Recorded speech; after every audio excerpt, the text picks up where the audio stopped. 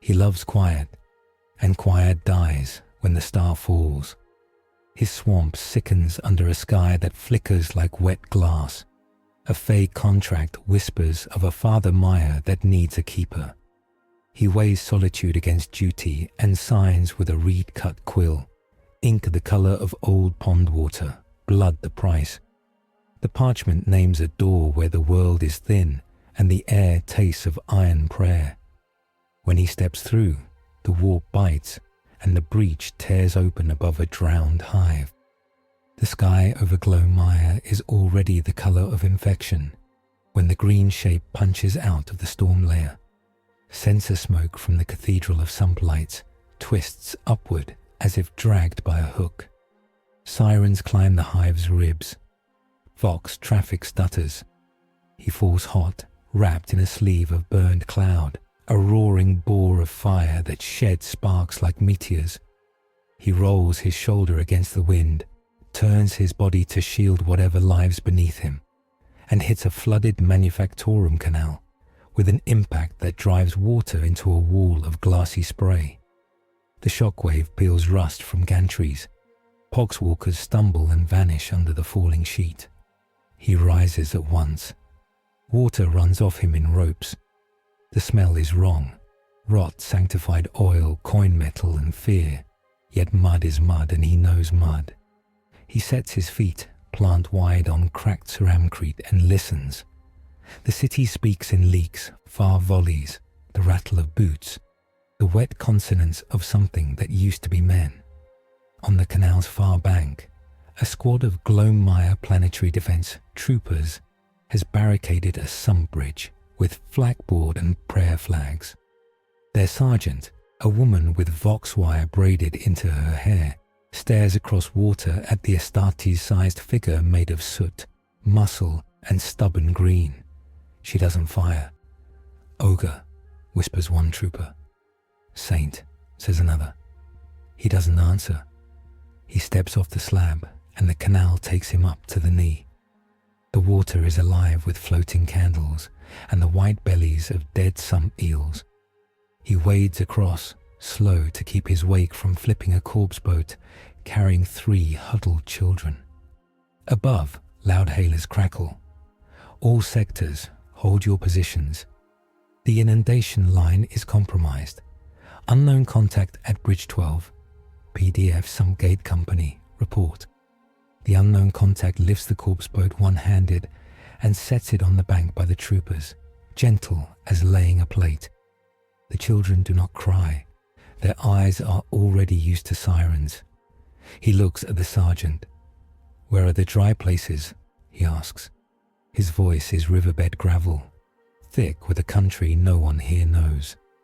The sergeant's lips move around, training and surprise. "Hive Aphanor's upper tiers," she says, "and the cathedral spire.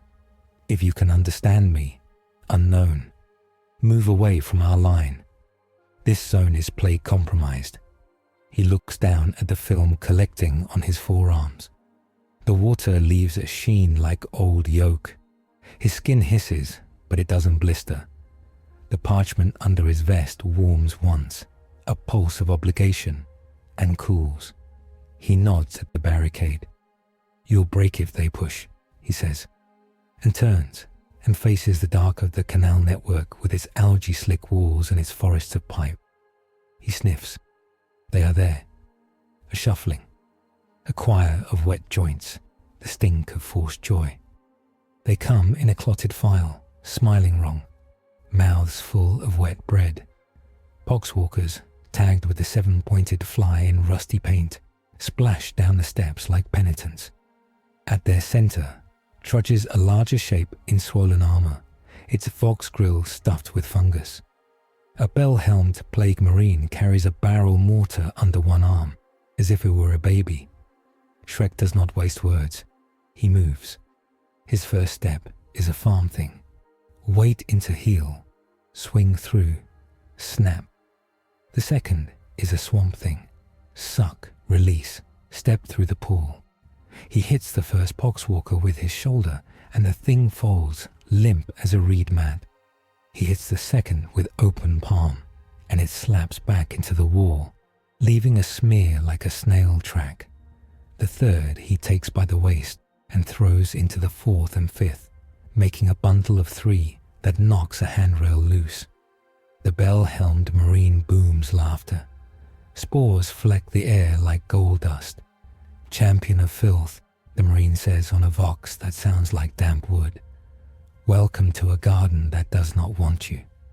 Shrek stoops, grabs a rusted bridge pin the length of a lance, and javelins it.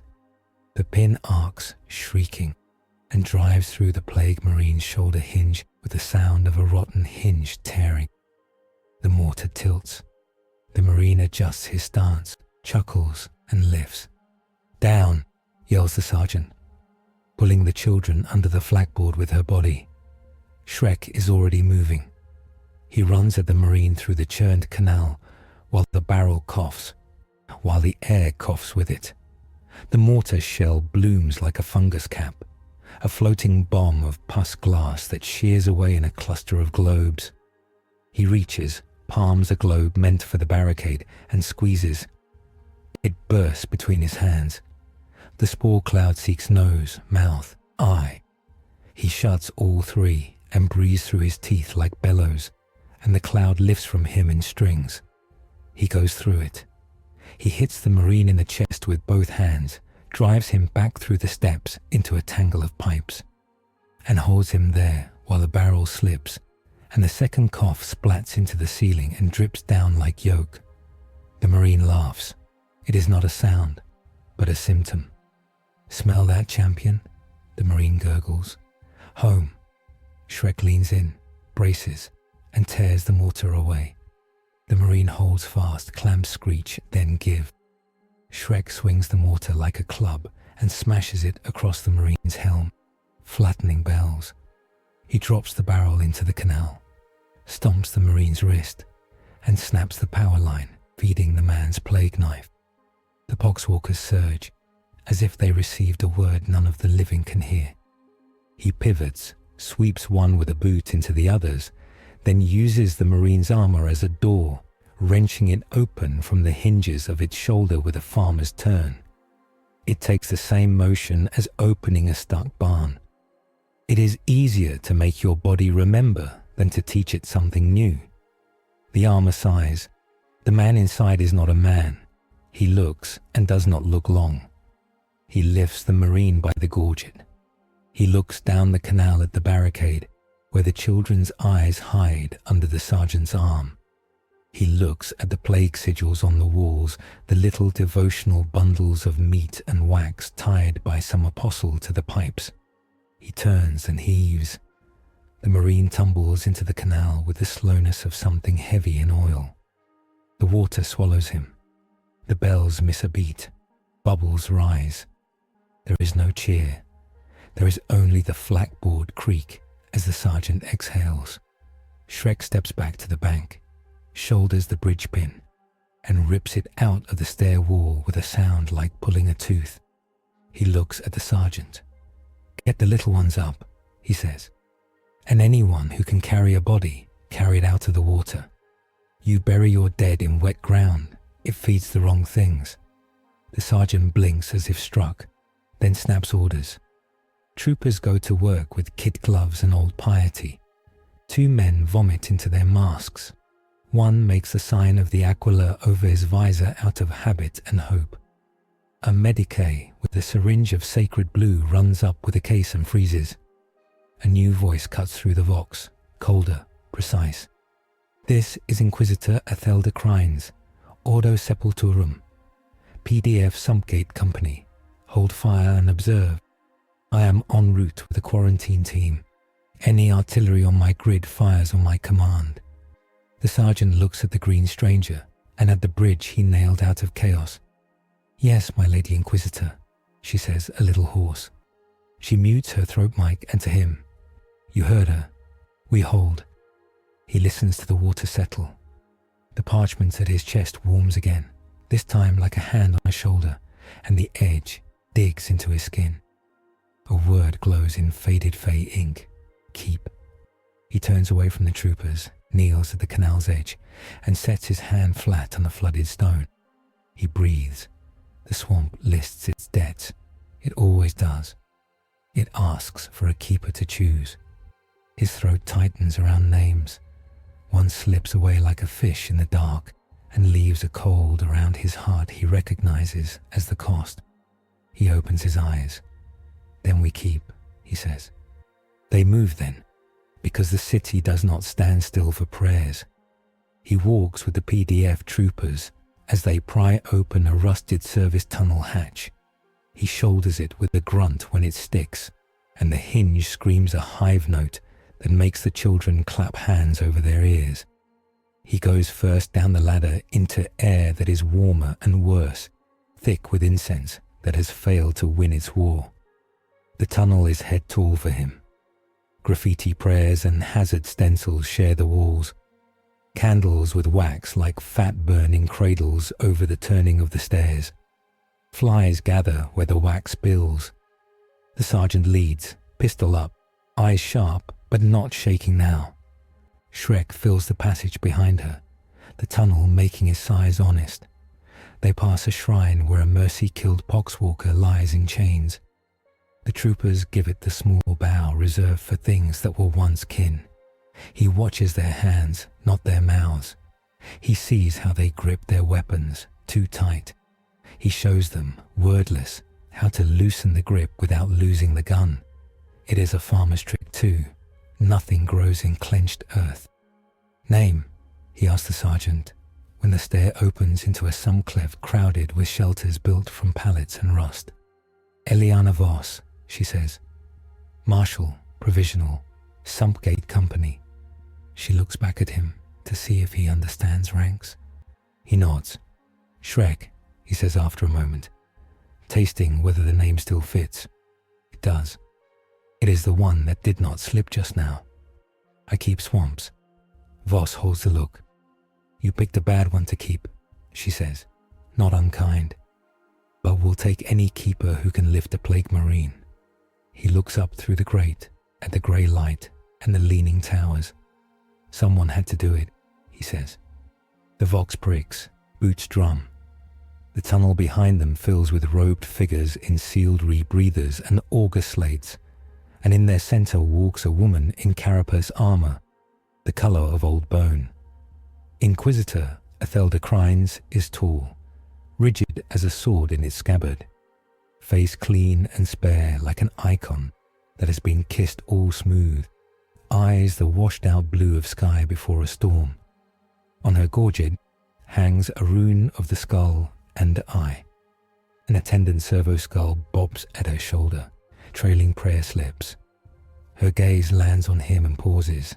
She does not blink. Beast, she says, the word a tool she taps on his hide to test its grain. Or angel, or trick.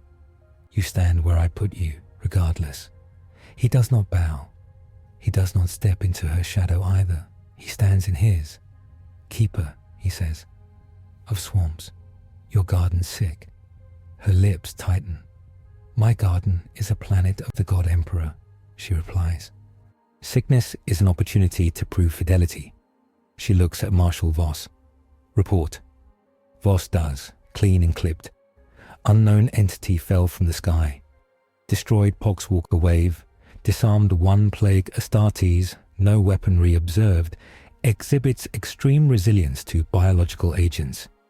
Crines listens with her eyes still on Shrek. Vector of contamination unknown, she says. The enemy cultivates miracles that look like help. She takes one step closer, until the space between them is the width of a prayer ribbon. He smells her breath through the filter. Cloves and steel. Can you speak without lying? He meets the pale gaze. He has met witches, kings, donkey-mouthed dragons, and little boys who lied better than kings. Yes, he says. It is not a promise. It is a fact. He has no use for lying.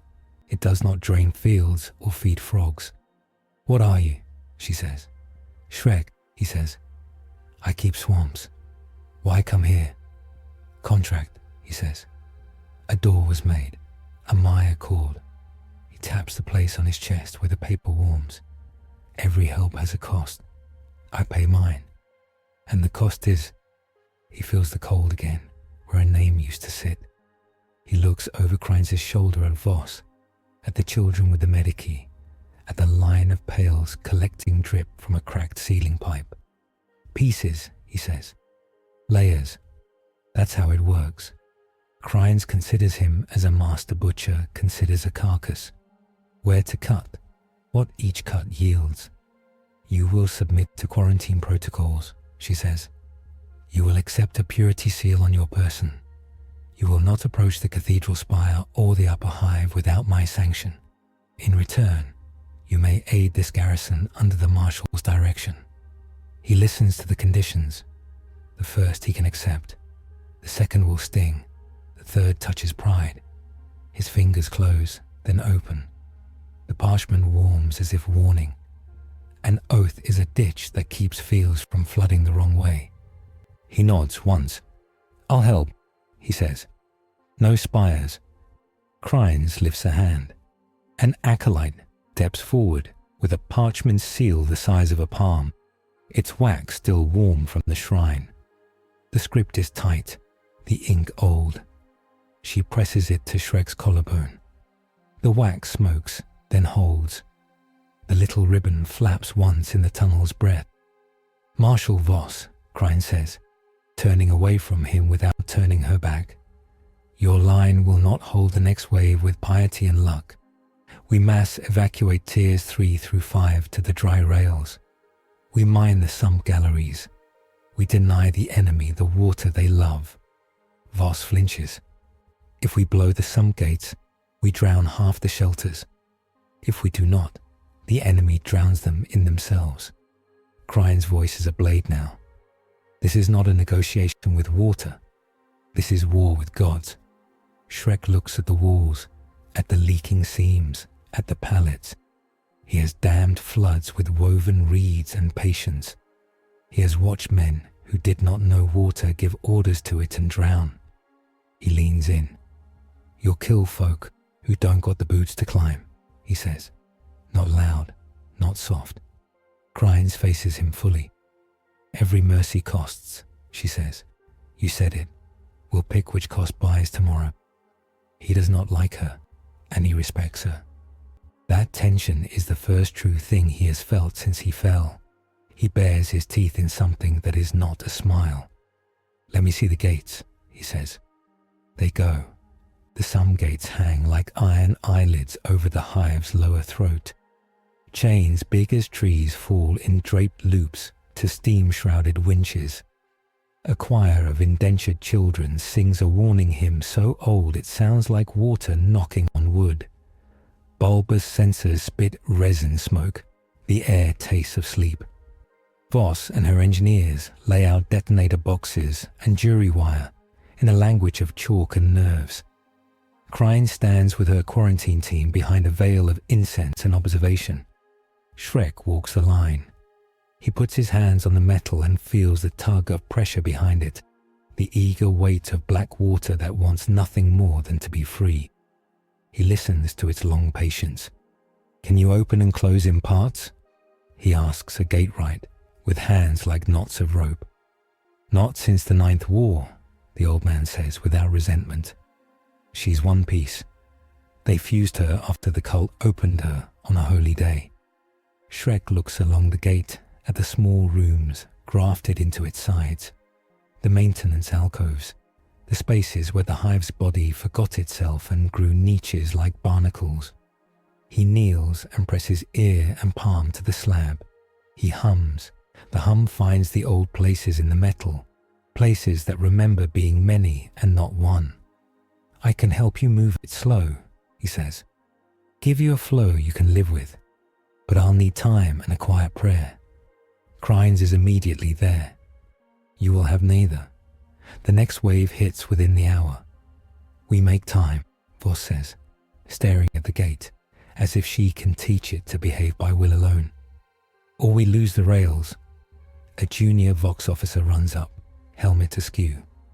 Marshal, Auspex picks up multiple armored contacts from sub-channel network Theta. Plus, Emperor preserve us, organ mortars on the decks. Krine's jaw sets. Death Guard armigers, she says to herself, tasting the configuration the way he tastes mud. A host of the sevenfold sump. They mean to break pressure and ride the flood. They'll climb our disaster. Shrek rises. Then we don't give them a disaster they can ride, he says. We give them a wall they have to chew. Voss looks at him. You have a plan. He nods once. Open her a finger, he says, palm on the gate. Bleed enough to shift the pressure lines and sabotage their climb. Make a new path where they don't look. He points down slope where a forgotten maintenance trench slouches under the gatehouse, choked with trash. I'll hold there. You stack your men on the rails. Krine's eyes narrow. You intend to physically restrain a Death Guard assault in a culvert. Thinking like a bog, he says. You don't stop a boar by standing in front of it. You turn the ground under its feet. You make the path it wants the path that kills it. He flexes his hands. The purity seal flutters. The parchment under his vest warms until it stings. Another thin slice of cold in his mind tells him what he's giving away by making this place his. Krines draws a breath that smells of ash. Marshal Voss, grant the thing what it asks. We set charges on the culvert's flanks. If it fails, we drop the gate and bury them all. Voss nods. You heard the lady, she snaps. Gate rights to positions. Choir, change your key to the low hymn. We're going to ask the old hinges for a trick. They do something hives do not often do. They listen to someone who looks like a myth and smells like a fen.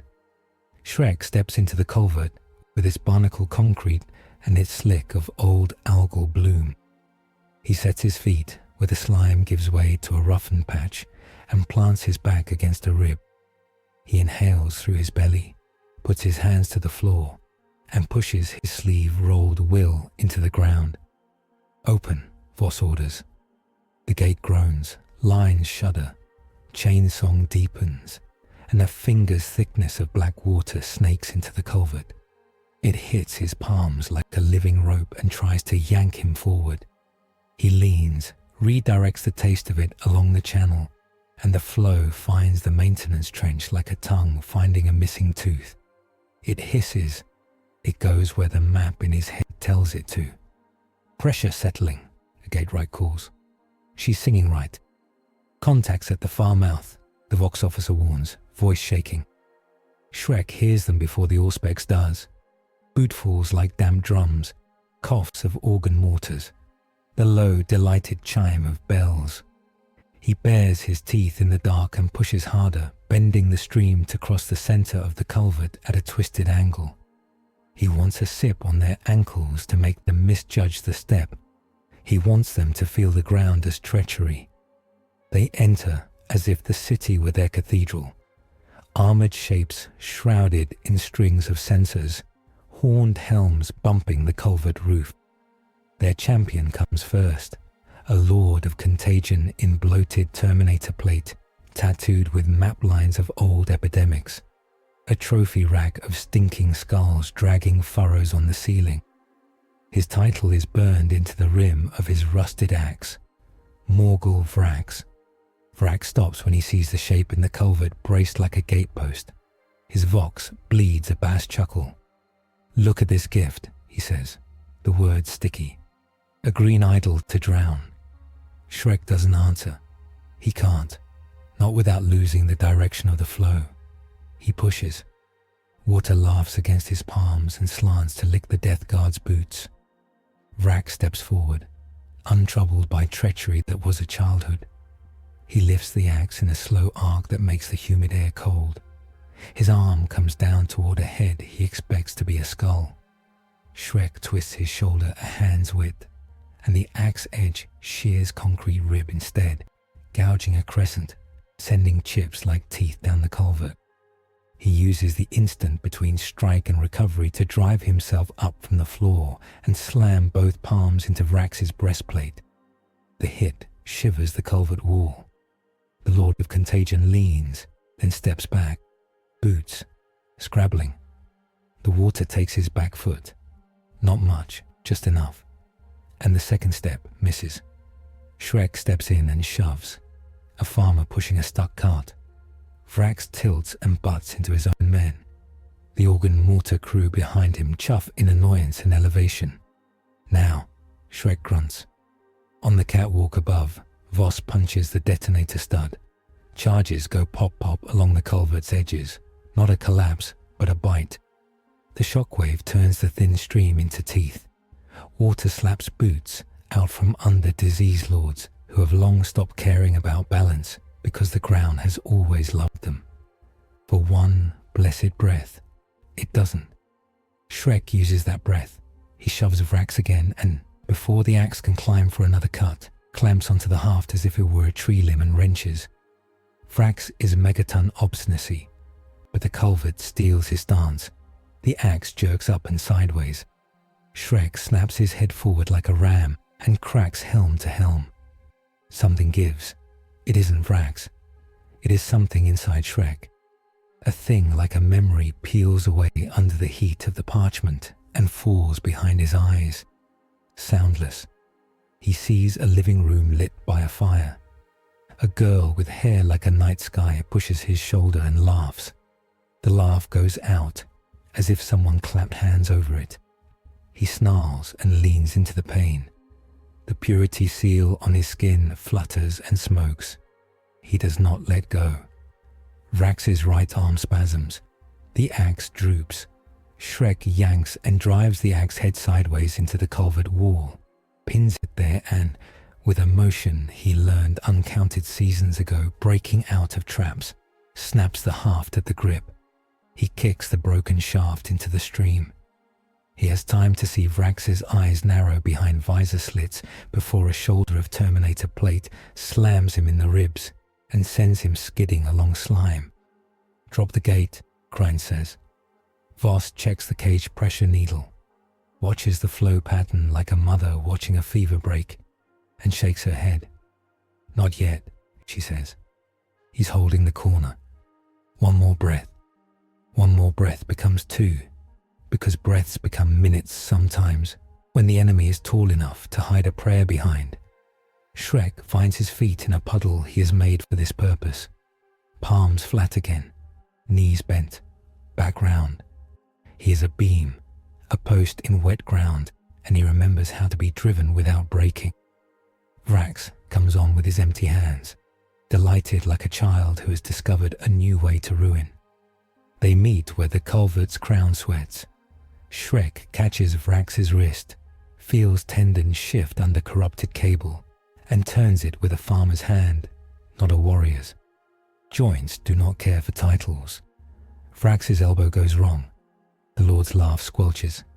An organ mortar glob slaps the roof, splits, and spills down like a slug in rain. It sheets off Shrek's back. It sizzles on purity wax and leaves a smell like burned parchment. On the catwalk, a rail-thin acolyte swallows. He holds, he says, as if the fact can bless itself. Krines does not smile. "Marshal, order your men to the rails," she says. "While the green thing makes us a wall, we move our people." Voss listens to the culvert and then to the hive above, as if she can hear carriages load and lifts grind. "Some gate, you heard her," she says. "Rails, move." The fight boils without the grace to end. Vrax's men wade in a stack of bodies and armor. Shrek shoves and angles, making small streams where big rivers would do harm. He bleeds a little and does not notice when the blood hits water, because this water has not been clean since the first brick was fired in the first kiln. Finally, the gate right calls like a bell. "Rails are moving," he says. "If we're to drop her now." Krines nods once. "Drop," she says. Voss hits the master lever. The gate shudders. Chains sing a note that turns bowels cold. The iron eyelid falls. The thinning stream leaps like an animal that knows it is about to be caged and claws the culvert walls. For a half-heartbeat, it seems as if the gate will catch on something old and refuse to close. Then it slams home with a boom that shakes dust from saints' feet in little shrines 3 tiers up. The culvert goes black, the pressure spike bucks. It tears Vrax free of the wall and throws him back on his men like a saint who failed. It slams Shrek into the rib he chose at the start. He wraps his arms around it and rides the shake. Silence afterward has a flutter to it, like a bird that doesn't know it can stop flying. Drop water patters. A broken censer swings. Voss breathes. Lights snap on in the culvert, dim amber. Crines peers down over the rail through incense smoke. Vrax is gone, washed back down some sub-channel toward a place that will delight in his return. Shrek is still where he planted himself, kneeling now, the purity seal's ribbon scorched, the wax cracked. His shoulders rise and fall. He feels lighter, and he knows the lightness is theft. The children sing a line from the low hymn without meaning to. It is a thing poor lungs do when danger leaves fast.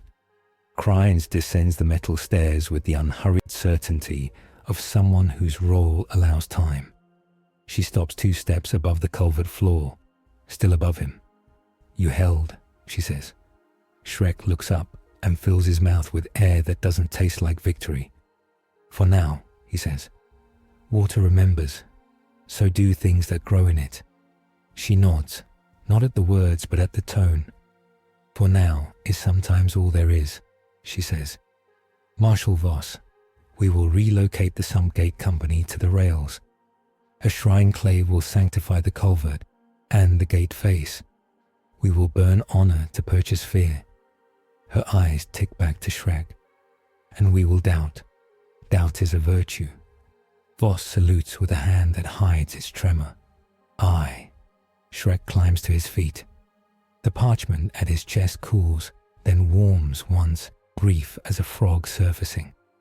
He knows what he paid today. He does not say the name he no longer has for a face he can only feel. He leans his shoulder into the culvert wall and lets it hold him, just for a second. "Unknown entity," a gatewright says shyly, not looking at him but toward him, as if addressing a weather system. "You saved the rails." He grunts. "We saved them," he says, eyeing the men and the hinge and the gate and the fat little candles burning themselves down for nothing but light. He taps the purity seal where it has cracked, and a chip flakes away and sticks to his thumb. The contact stings like nettles. Cranes notices. "The seal will be replaced," she says. Then to Voss, "Get him to a medici, such as it is, and keep him where he can be seen." Voss's mouth quirks. "Hard to misplace," she says dryly. She gestures. "This way." They leave the culvert to the shrine clave and their smoke. The tunnel gives way to a sum hospital, where medici lay bandages over stories. A statue of a saint with a bucket and a rake watches over cots. A choir boy with a broken hand shivers as a priest glues purity ribbons along his wrist. The air is sawdust, vinegar, and prayer. Shrek sits on a crate while a medici with a magnifying lens examines the little rows of burns where the spore globules hit him. The lens shows more than eyes want. "You're very clean," the medici says, surprised, voice muffled by a filter. "Not sterile, just not ours. Never was," he says. Voss leans against a bulkhead, helmet off now, hair crushed flat by the band. She watches him with the contained awe of someone who has learned to distrust miracles and cannot help loving them anyway. "You keep swamps," she says, as if to make it a thing that will stay true if named. "We have more swamps than city now." He rolls his shoulders, testing muscle where the Terminator plate hit. "I'll need lines," he says. "Maps, simple ones, where the water goes, where it isn't supposed to go. We can pull some topography from before the inundation," Voss says. "Half of it's wrong." "Which half?" keeps changing. That's fine, he says. Water lies less than men. Crines, who has been on Quiet Vox with someone who outranks her in the ways that change weather, cuts transmission and steps back to them. You will have your maps, she says, and you will attend a council. He looks over. Council? Of war, she says. The Hive Liege's proxy, the PDF command, the cathedral's archdeacon, and me. And you, because whatever you are, you tilt balances. He thinks of rooms with long tables and men with clean hands. He grimaces. Then he nods because the swamp does not let the ditch hate the dam and refuse to work with it. Fine, he says. They lead him up stairways where the walls sweat, and then into corridors that try to forget they are in a sump. They pass saints painted on tile, faces blurred by humidity and time. They pass a window that should not be a window, and see through it the lucky and the ordered toward dry, and the crowd under the platform like a river full of fish who don't know nets. The war room is a chapel repurposed, its altar a covered map table, its candelabra sprouting auspex antennae. On the far wall, the god emperor raises a hand. The paint peels at the edges where damp has chewed. Around the table stand Voss, Archdeacon Malkiel of the Sumplights, a large man with a beard stiff with wax, and Governor Proctor Irina Salk. One half of her face a machine that tries hard to look like a face. Crines takes the head of the table without apology. Salk looks at Shrek as if she is measuring him for a tax. The unknown asset, she says. Obscene, but potentially useful. Her auspex eye clicks. Classification pending. Keeper, Shrek says, of swamps. Malkiel's nostrils flare as if he recognizes the theology of mud. All creation is a swamp where sin breeds, he intones. We dredge by prayer. Save sermons for the spire, Salk says wearily. Inquisitor, your report. Crines delivers it like a litany. Unknown entity. Non-human. Extreme antifungal resilience. Combat effective. Oath bound by an external contract of unknown origin. Probable warp touch without obvious taint. Tactical situation. Death Guard, host in subchannels. Drukari raiders in upper stacks. Food lines in revolt. Rail exodus underway. Cathedral spire acting as last resort sanctuary for title classes and relics. We can hold rails to the mid-tiers, Voss says. But if the host pops the north sunblocks, the flood turns our evacuation into flotsam. We burn the north locks, Salk says immediately. Preempt their play. That's half our potable, Voss says. Salk's machine eye whirs. Half our people will be dead if the host rides the flood. Numbers don't care about tears. Malkiel spreads his broad hands. We trust. The Emperor does not delight in balance sheets. The Emperor delights in victories, Crine says, and the priest bites off a reply. She looks at Shrek. You spoke as if you can teach water new paths. He considers the map. He can feel the lines beneath it. Not teach, he says. Remind. The old ways are there. You buried them under angles. I can open them again a little. Enough to turn a bore. Not enough to carve a new river in a day. Will it cost? Crines asks, blunt as a blade in a rulebook. He looks at his hands, at the small burns that look like freckles on a frog's back. Yes, he says. He doesn't say how. He doesn't have words for onions to a woman whose theology has no vegetables. Salk tilts her head. What do you want for it? He lifts a shoulder. Maps, rope. Men who do what they're told without asking the water to spare them because of a story their mother told them. And a place to sleep, away from bells. Malkiel bristles. You will welcome the bells. I'll welcome dry, he says. Crines raps a knuckle on the table. 1, 2. Granted, she says. But hear this. While you move through my city, You move under sanction. You wear the seal and you obey orders.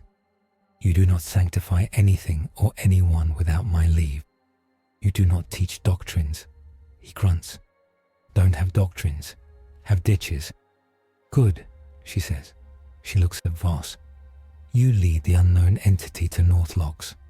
You do what it needs to make the ground treacherous to the foe. I will orchestrate denial fires if the foe smells the play. Sorg's machine eye clicks again. And the Drukhari. Krine's mouth thins.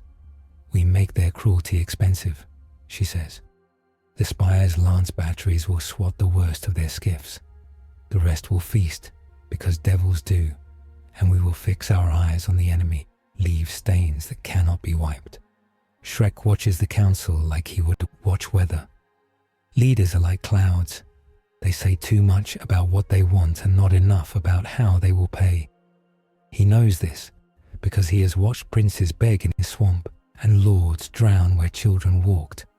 He catches Voss watching him think and gives her the smallest nod. It is a thing men who live do. They know each other by weight. Meeting adjourned, Krine says. Marshal Voss, Northlocks in 20. Governor Proctor, prepare the city for a decisive act of ugly. They break. Malkiel pauses as he passes Shrek. You smell of home, the priest says, not unkindly, as if confessing a sin that relieves. It is an odd home, but the Emperor made all dirt. Maybe, Shrek says, but some of it's mine.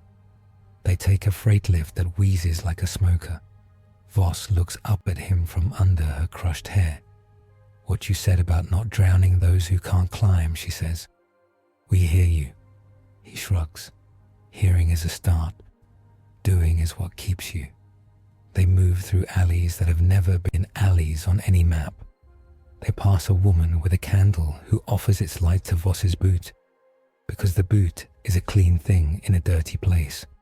They pass a dead thing that used to be a man and learn its name from the shrine tacked to the wall above it. Joram, father of 4, loved turnip soup, died of work.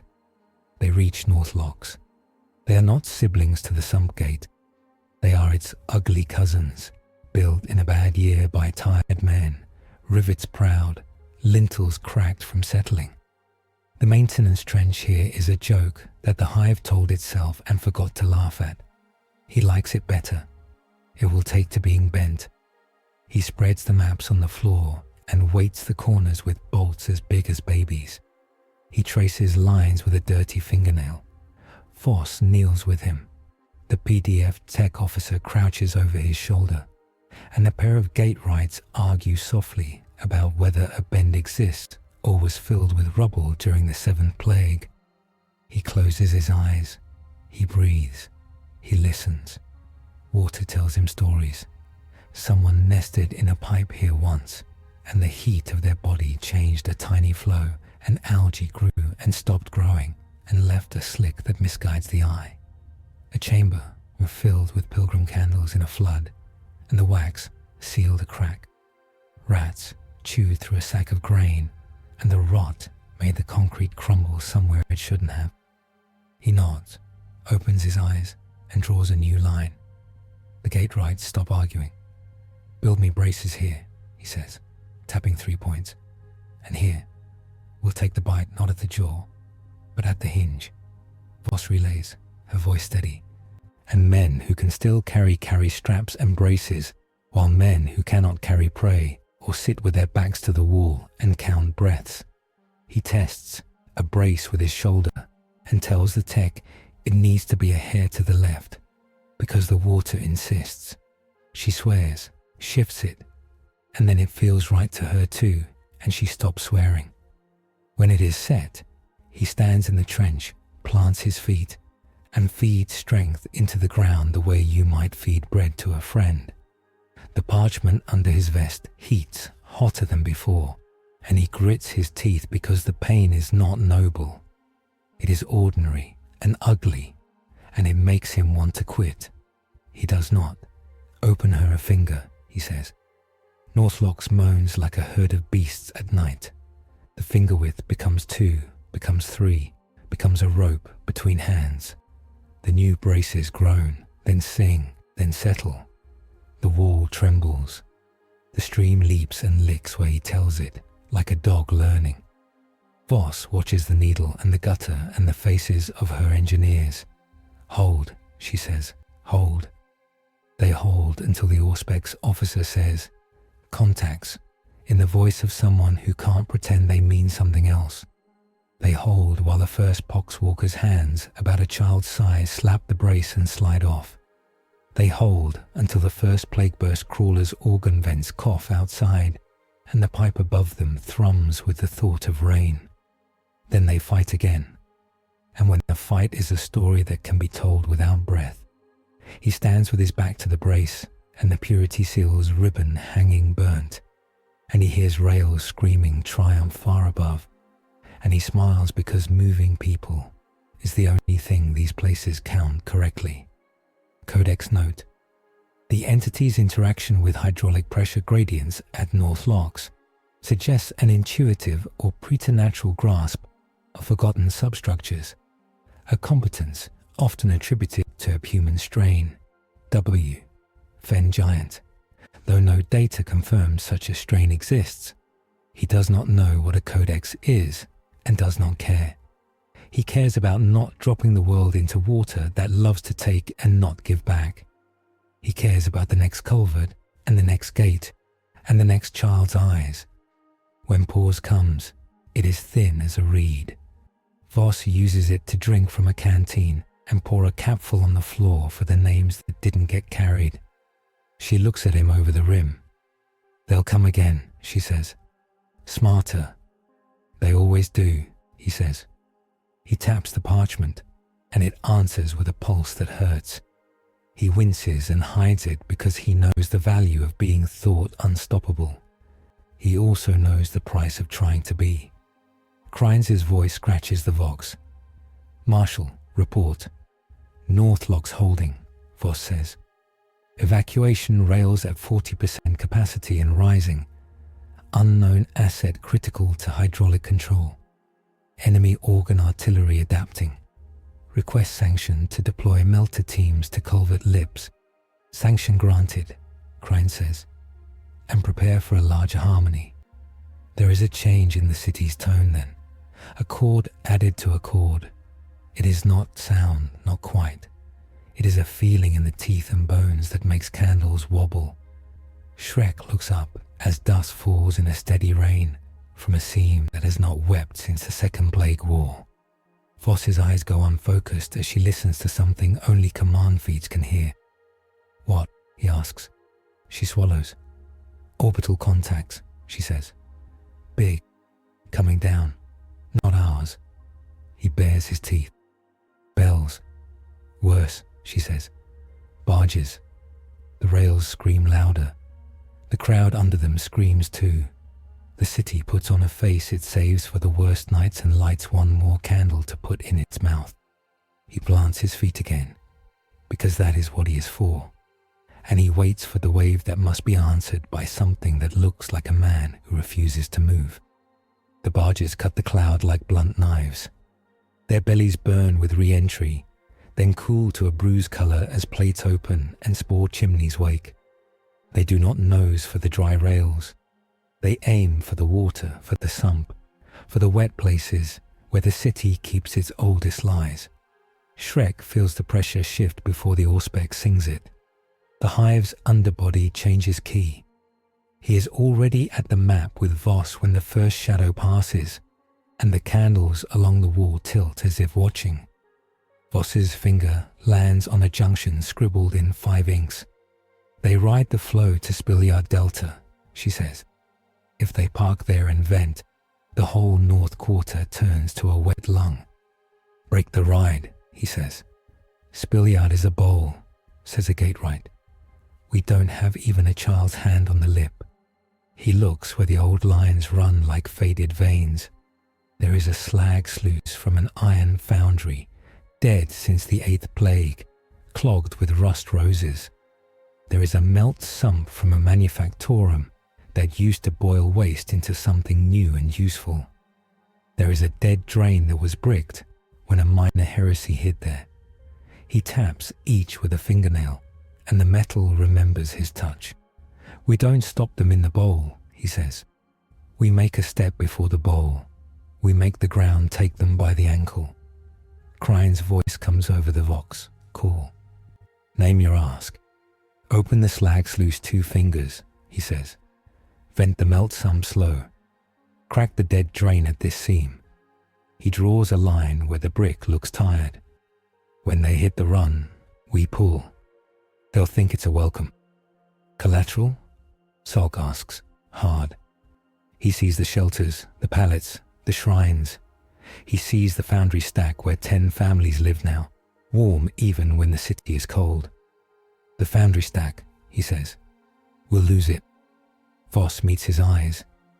We keep the rails in the quarter, she says, not happy. We lose a stack. Crines. Sanction granted. Evacuation bells for the stack. Nothing more. They run. The city moves when orders cut clean. A bell begins that is not a prayer, but a warning made holy by repetition. The families in the stack collect their gods and buckets and go with the speed of people who already had everything in a bag. Voss's engineers wade knee-deep in the slag sluice and cut the chains that have slept a decade. Shrek plants his back under a rust plate and heaves until bolts scream and old wells decide to be young one more time. 2 fingers, Voss says, eyes on a needle. Hold. They hold until the barges belly into the run. Spores smear out into the air like silk.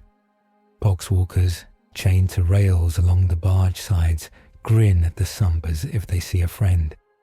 The lead barge, marked with a 7 at the prow that looks burned in with the child's hand, tilts to take the corner and finds the corner is gone. The undertow takes it. Not much. Just enough. The underside kisses a rib in the run, and the rib remembers being a rock. The barge's bow drops 1 hand's breadth. Water makes a fist around its stern. The barge yawns as if trying to swallow its own mistake.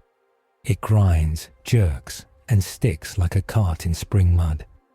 Shrek is already at the dead drain seam with a pry bar in both hands. He wedges it, levers, and the brick face sighs like a tired man. Voss's melter team draws a glowing line where he points. The seam opens its eye and water stares back and runs. Pull, he says. The melt sump answers. Warm water snakes into the run. The stuck barge breathes out foul air and in clean treachery. It slips sideways into a hole he drew with his finger. It settles at an angle and stops being a ship and starts being a wall. The second barge, proud, comes on and tries to climb the first. It rides up a hand's width, 2, then feels the pull on its belly and realizes 'tis not ascending but becoming a bridge for those behind. It slews, cables pop, poxwalkers fall like fruit. Brick it, Voss says. Shrek and the engineers shove scrap into new mouths. The city eats what they feed it and makes a choke. The third barge tries to slow. The undertow takes its tail and kisses it onto the stuck pair like a seal on a jar. The fourth barge sees what waits and turns its thrusters to throw off the pull. Its spore chimneys cough harder. It manages to swing wide and then kisses the foundry stack with a love that kills. The stack folds. It goes unwillingly, slowly, like a kneeling father. The families have already left. The candles they could not carry go out with little sighs. Hot air rushes up the foundry throat and sucks flame back in and makes a brief, bright flower. Shrek squints, his eyes water. He does not lower his head. Rail crews cheer one breath and then shut their mouths because noise is for aftermath. Voss looks at the needle. Pressure shifts are within the line. Hold, she says. Hold. The death guard aboard the tilted barges do not scream. They laugh as if delighted by the wrong kind of carnival. A bell rings. A blight launcher thunks. A glob hits the new choke and dissolves metal with the patience of a saint chewing stone. Shrek gestures. A melter team scours the saw with fire. The fire bites back. Smoke folds into smoke. Drukhari skiffs on upper levels, the Auspex officer says, voice tight. Cabal of the Drowned Thorn. They're fishing. Lance batteries. Sulk. Spire denies, Crine says. They hold fire for a larger prey. We keep the rails. A skiff dips, a net falls, and 3 people chosen by height and fear go up like fish. Voss's jaw goes hard. We don't have guns for them, she says. Not today, Crine says. We keep the rails. Shrek sets his palms on the run wall and pushes. The water moves where he asks. It does not hear words. It hears weight and heat and promise. The barges grind. The pool sings. The third barge shifts again and locks its bow under a rib. The run is a throat with a cough that will not clear. He likes it that way. Codex note. Hydra denial employed at Spiliar Delta converted 4 inbound plague barges into a static dam, creating a controllable choke point while preserving rail egress. Classification in After Action Catechism as Gutter Ambuscade, Variant 3. When the push eases, it is only because tired men begin to shake. Voss calls the shake. The melter teams fall back to drink and pray. The Gatewright rubs his chest as if a gear turned there. First wave checked, Voss says on Vox. Rail still moving, arterial pressure in the green. Crine's answers from some other trench where she has made herself 2 places at once. Good, she says. Now we count what we bought and who paid. They count. The foundry stack lies like an old ox. No bodies. The rail tally is higher than they dared. The barge's spore vents puff, frustrated, and the plumes disperse without reaching the shelters. Success does not look like a parade. It looks like a city too busy to be grateful. In the brief silence after success, the Inquisitor summons them to a room that used to be a chapel and has remembered it. The War Council forms again, wet at the edges, smoke on shoulders. Sulk looks like she has not blinked in an hour. Malkul's beard holds ash. Voss reports first, crisp, honest. Then the Gatewright wordlessly places a rusted bolt the size of a child's arm on the table, as tribute to a hinge that did its job. They all understand and pretend not to. Praise comes, sparse as rations. Effective, Sulk says. Cruel to the enemy, controlled harm to us. Acceptable. Malkul inclines his head at Shrek. You moved water as God moves hearts, he says, without lying about the cost. Crines does not praise. She feeds them the future like a bitter pill. The host will adapt, she says. They will send something clever down a thin channel, and the Cabal will learn our movement rhythms and begin to cut people from rails like fruit. We push the Exodus faster, Sulk says. We burn what slows, Crine says. Burn. Malkil's voice lifts. Burn what? Bridges, feeder shrines, housing stacks that sit over choke points, she says. We turn our own arteries into wounds the enemy cannot cross. Shrek does not speak at once. He chews the thought like a root that will not soften. Then he sets it down. You drown folk who can't climb, he says, calm.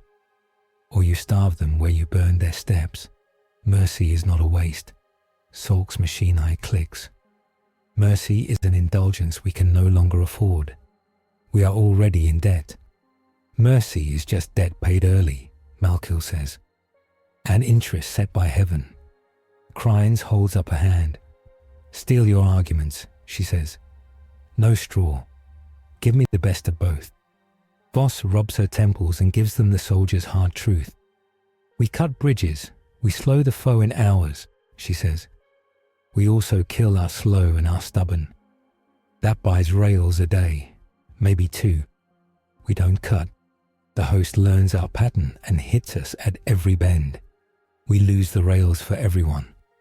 Shrek answers with his own hard truth. You cut. You teach your city its meat, he says. Next time you ask it to move, it won't believe you. It will run for itself, not with you. Then your lines break before the enemy touches them. Malkiel nods once, grateful. Mercy is not softness, he says. It is a weapon that makes tomorrow possible. Salk lifts her chin, unflinching.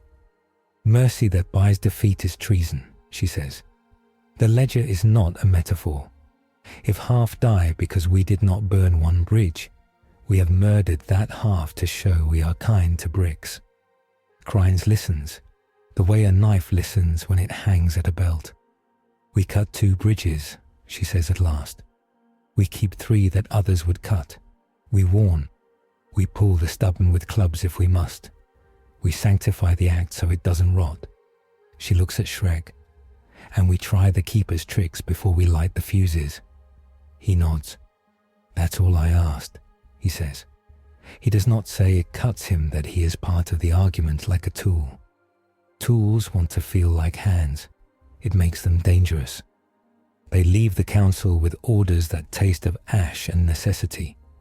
Voss moves her company like a stitcher on a wound. Shrek walks the underlines and puts his palms to old walls and asks them to give one more time, and when they do, the parchment at his chest warms, and a thin sliver of cold kisses the inside of his skull. The layers of his life count themselves and find a gap. He says nothing. There is no time to mourn missing steps when the path is steep. The alarm comes 2 hours later, not with sirens but with silence. The Vox hisses and then flattens. Candles gutter and then burn steady, no draft.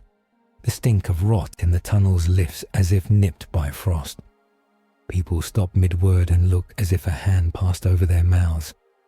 Voss, mid-order, frowns and taps her ear. Signal degradation? The Auspexa officer shakes his head. No, it's nothing. Like someone took the background out of the world. Shrek feels it like a hand on his throat, not choking, unmaking. The parchment at his chest curls, ink paling. The taste leaves the air.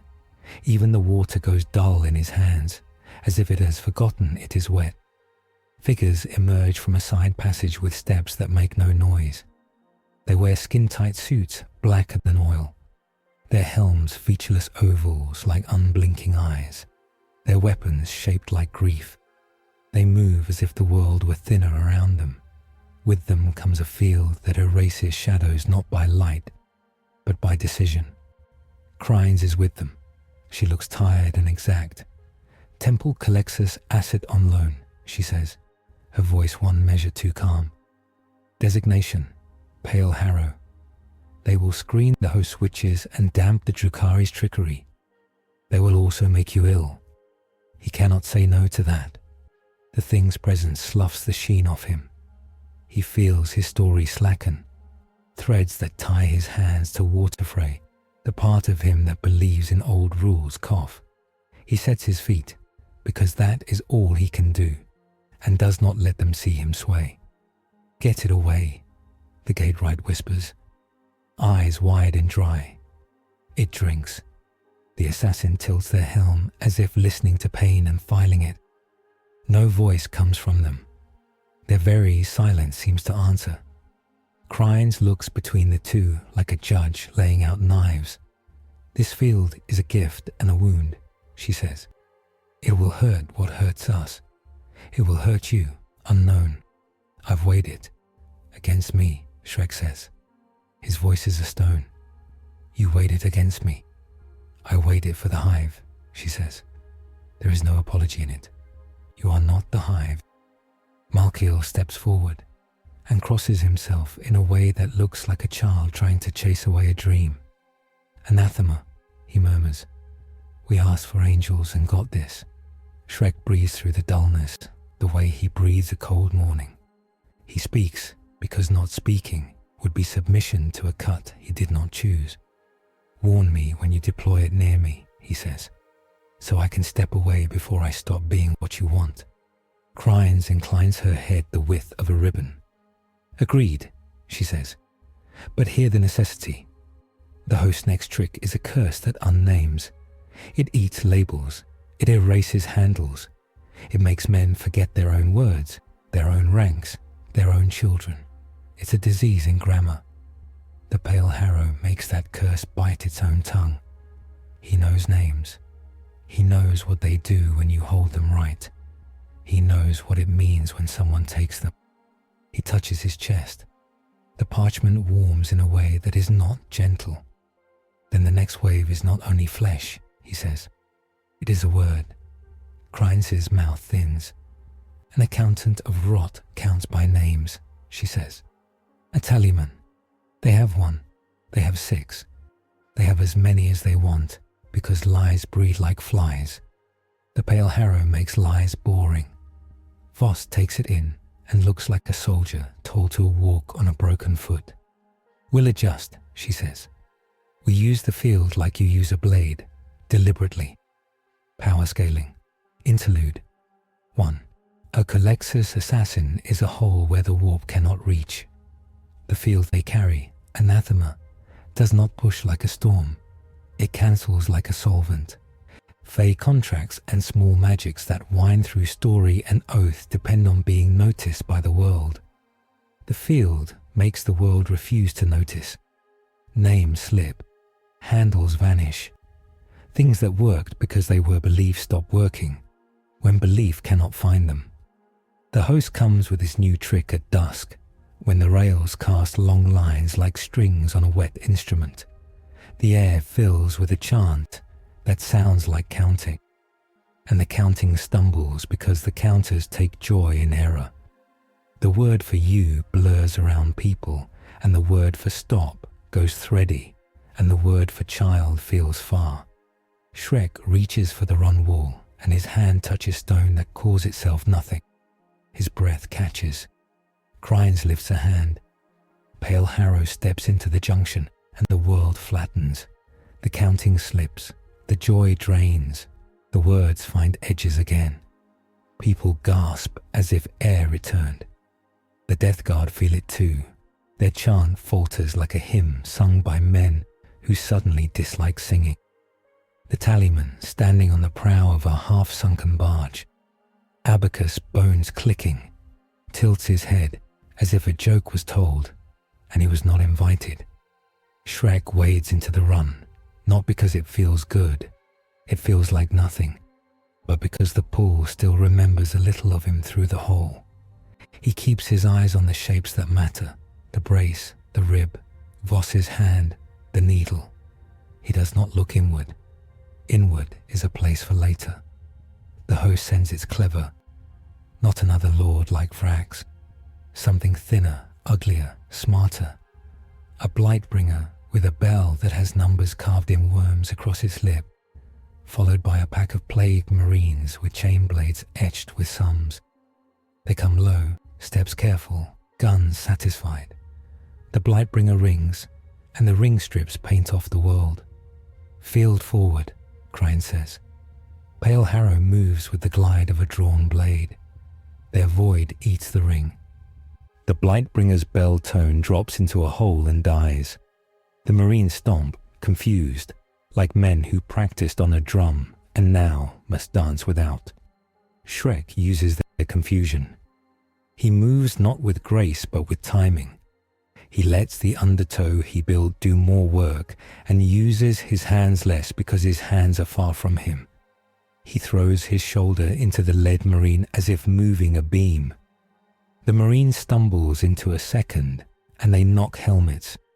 It is not elegant. It is effective. A chain blade bites his forearm and raises sparks. He feels the cut as information rather than pain. He grabs the teeth with an open palm and squeezes. The motor dies because it wants to be noticed and the field refuses. Push, Voss says through clenched teeth. Stall them while the rails finish this tier. Push, he repeats, because words help even when they scrape. They push. They make the junction a place where the enemy cannot be themselves. The Blightbringer tries to ring delight and finds only silence. The Plague Marines try to chant and find only breath. They fight with hands like men, and the PDF find out that they can do that better than they feared. The tallyman on the barge retreats a pace and begins to count backward. The air twitches. Names blur again at the edges. Pale Harrow turns their helm as if scenting and takes one more step, and the counting becomes arithmetic on an empty chalkboard. The rails grind and declare a tier done. Voss gives the order to fall back one junction. Shrek backs, palms out, feet sure. A Plague Marine lunges and puts a knife into the space where his thigh used to be, because for a beat the field erases and the world remembers him too well. He does not fall. He plants and turns and uses the Marine's weight to teach the floor humility. The Marine goes down and takes 3 with him. A glob of happy rot bursts on a brace. The brace sags. Voss shouts and 2 men leap across a gap to shore it with their rib cages.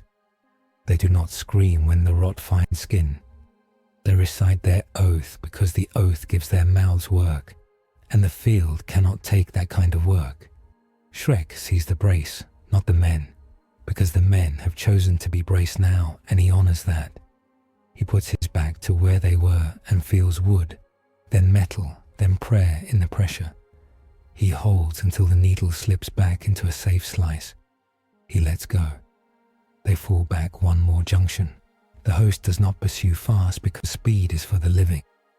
The Drukhari skim overhead and spear 2 stragglers off a stair. A lance battery sighs from the spire and swats a skiff like a gnat, and 3 more skiffs laugh and go hunting under the rails where lances will not stoop. When the wave breaks on the new choke, the field holds and the counting goes quiet as a sulking child. The tallyman stops clicking bones and stares at Pale Harrow as if seeing a painting he hates. Shrek stands with his hands at his sides and lets the dullness make him simple. He is a post and a ditch and a weight. After, the air remembers it is air. Sound returns in layers. The parchment at his chest uncurls, scorched at the edges. He looks at it and sees one line of ink pale to the color of smoke. He knows which line. He says nothing.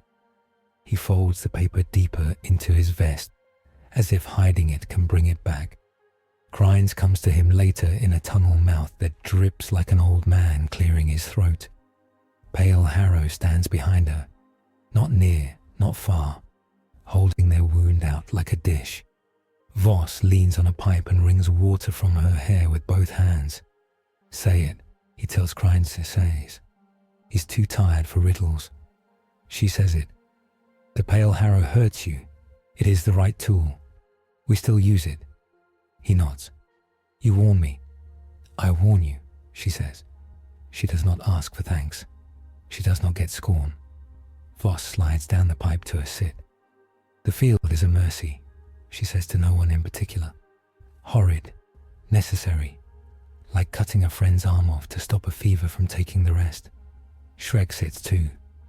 Water runs somewhere it should, and doesn't somewhere it shouldn't.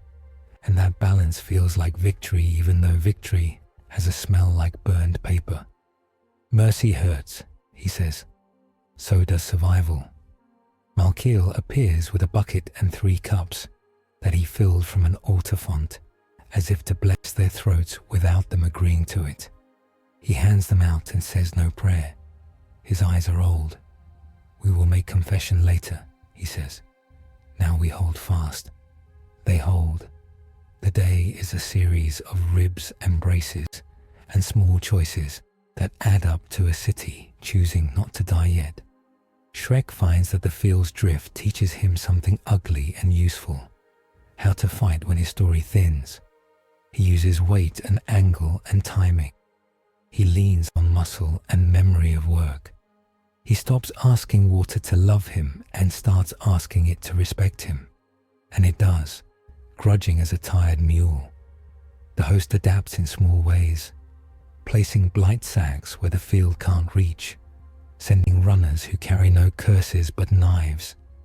The Drukhari learn to skim in the blind spots of the lances and cut children from under saints without waking the saints. Sulk's machine eye watches and commits the wrongs to a ledger she scratches with a stylus that shakes only when she looks away. By night, they have kept the rails for one more tier of the city. The spire lights burn steady. The barges sit in the throat like rotten teeth. The field has a slow drift that makes dreams thin for anyone who sleeps near it. People pray without knowing if their words find ears. Shrek dreams without pictures. He wakes to the sound of rain somewhere above. That is not rain, but applause from a theatre where no one watches. Voss shakes him with the edge of duty. "Council," she says. "Now." They gather again around the map that has become an altar, because it is where names are saved. Malkiel has scrubbed some mold off the God Emperor's painted hand, and the new bright patch looks indecent on the old wall. Sork looks 5 years older in 5 hours. Krines looks like a decision that is not sorry. First victory, Sork says factual. Spillyard choke holds. Rails live. Casualties underpredicted.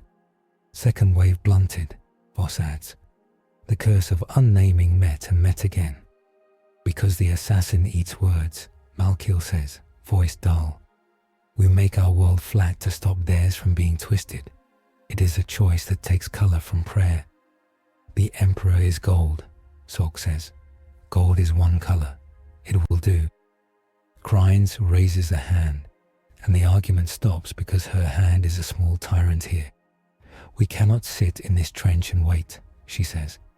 We use the pause to strike something that will matter. Strike what? Voss asks. We don't have men for a brave thing. We have men for leaning.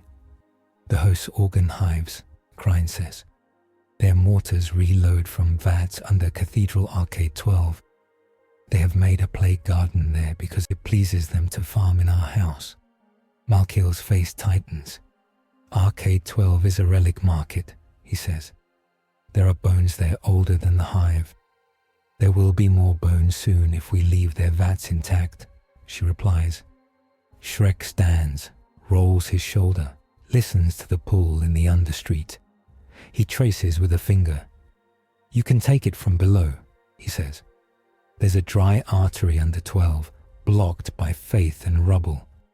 Open it and the vat sits above like a pumpkin on a shelf. You knock the shelf peg and the pumpkin falls.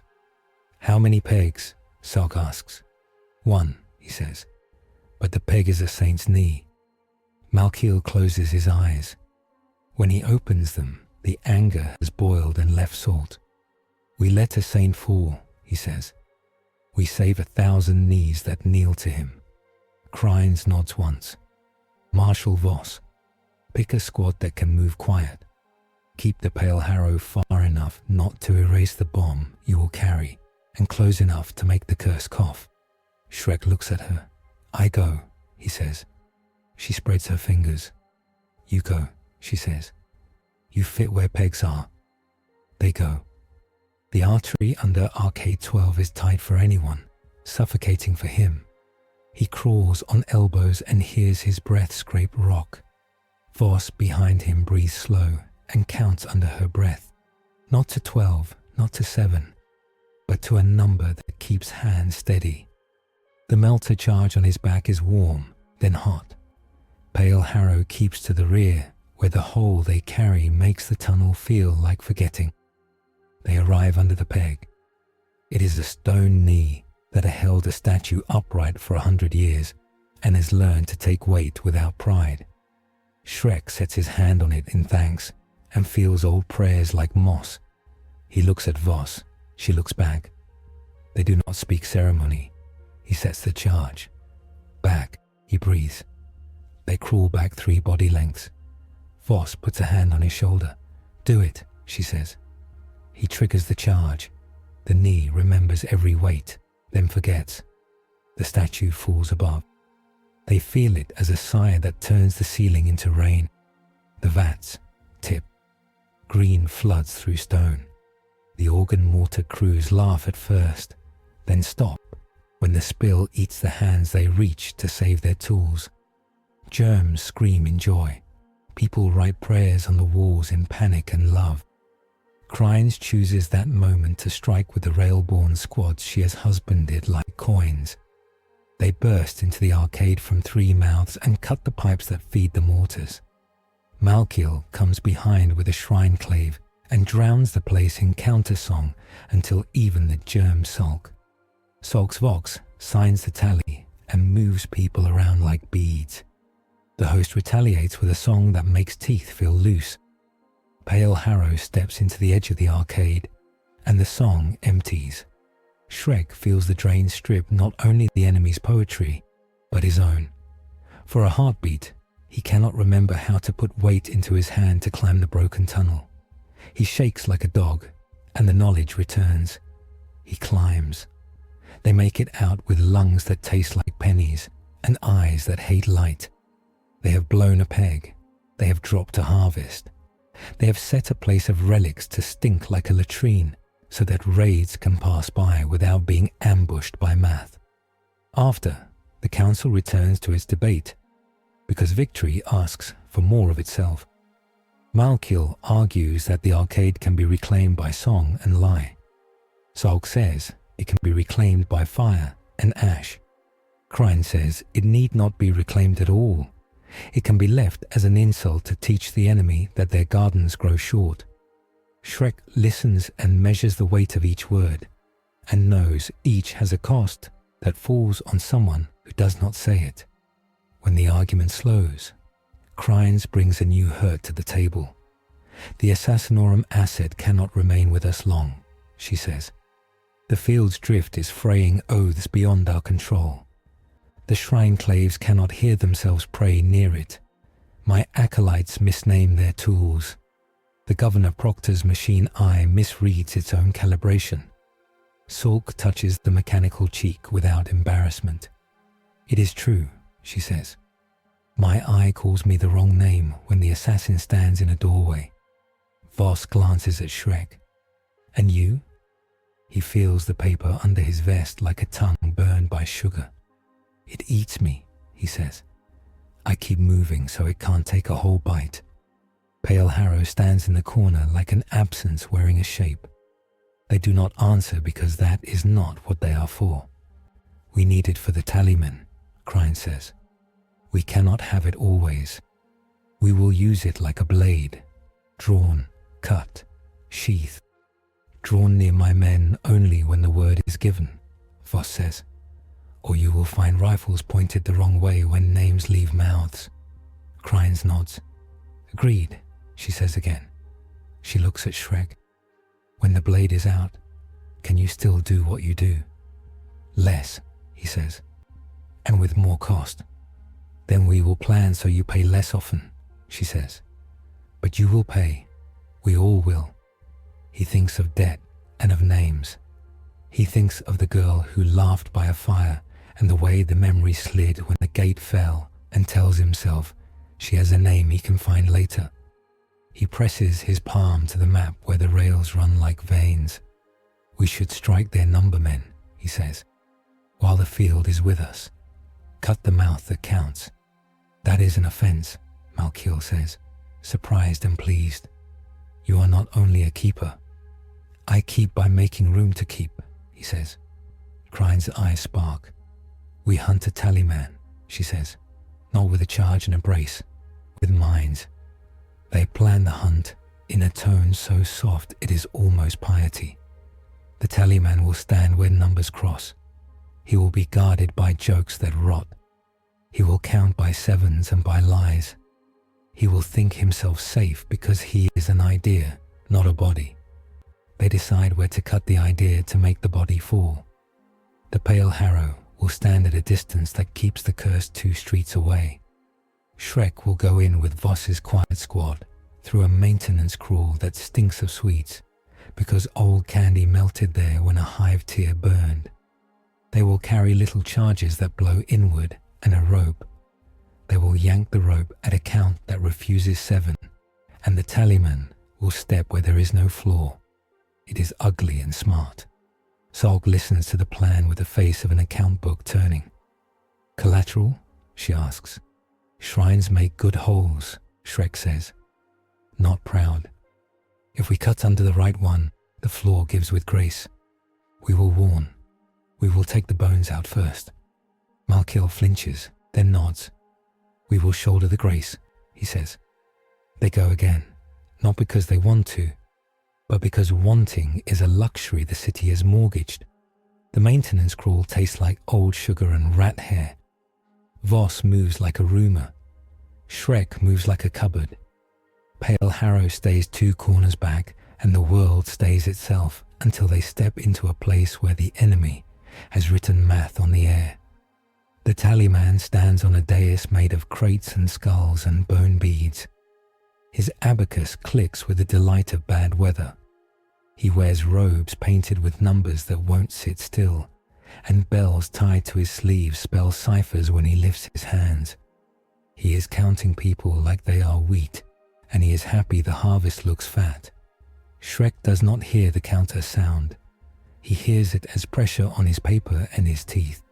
He grips the rope. He looks at Voss. She looks at him. She counts to 5, to 6, to refuse 7, and her lips shape the number that is not said. He yanks. The floor of the shrine gives. It has been cut to do so, and it loves the work. The dais drops. The tallyman blinks, surprised not at falling, but at having miscounted. He reaches for a rung that names itself, and the rung refuses. He falls into the hole with dignity that he thinks looks like holiness. His bell rings nonsense. The curse coughs a laugh that cannot find its voice. Pale Harrow steps to the corner of the world, and the field opens its mouth and eats a word. The tallyman's count becomes dust in a mouth. Voss's squad pours cold light down the hole and stains the robes with harm. Shrek leans on a brace they placed as a joke and makes a line of retreat refuse to open. The tallyman tries to write a 7 in the air, and the chalk breaks. He dies like a bad song ending. There is no cheer. There is an exhale that sounds like someone putting down a bucket after a long carry. The host feels it across the quarter. Bells jangle out of time. A fog of flies loses its pattern and falls like rain. The poxwalkers shuffle in small circles because the number that told their feet which step to take is gone. Crines orders a push because the smart thing to do after cutting a thinking head is to walk into the stumble. They take 2 junctions and a bridge and a saint's toes. Then she orders a stop because corners breed knives. Back in the council room, Solk's eye stops clicking for half a minute and she looks relieved. Malkiel lays the tallyman's abacus on the altar and does not touch it with his hands. Voss wipes grime off the map with her sleeve and leaves a clean spot that looks obscene. Shrek stands and feels like someone took a layer off him with a scraper. The paper warms in his chest, and the warmth is a warning and a thanks. Praise, Malkiel ventures, cautious. Effective, Solk says again. Her voice is low. Acceptable. Necessary, Crine says. And loud. The host will send anger where they send clever. They will send a champion who fights like gravity. I have met one, Shrek says, and feels the bruise where Vrax's plate hit him in the culvert. He will come again. Crines nods once, sharp. Good, she says. Better the devil that can be named. They are about to break to their tasks when the alarm returns. Not siren, not silence, but a tremor in the vox that tastes like iron. Solk touches her ear. Voss straightens. Malkiel looks at the God Emperor's painted hand as if it might move. Signal from the cathedral spire, Crine says. A message we cannot refuse. They listen. The Archdeacon's superior speaks as if his words are stones that will be stacked into a tower. The spire commands. It does not ask. The Emperor's chapel demands that the unknown entity be brought to the spire to stand before a relic that will judge, because the city cannot be saved by a thing that might be saved instead by demons. The spire has noticed the keeper and does not like that notice. Crying's mouth tightens. Politics in a plague, she says, as if she can taste how bad it sounds and cannot change it. We obey. Later, after we keep a few more breaths, Shrek looks up at the ceiling where pipes cross like bones. He feels the pull underfoot, the tug of water that wants to go where it's always gone. He feels the hole where the pale harrow stands and the ache of missing names and the itch of a debt called in by a door made with pond water ink.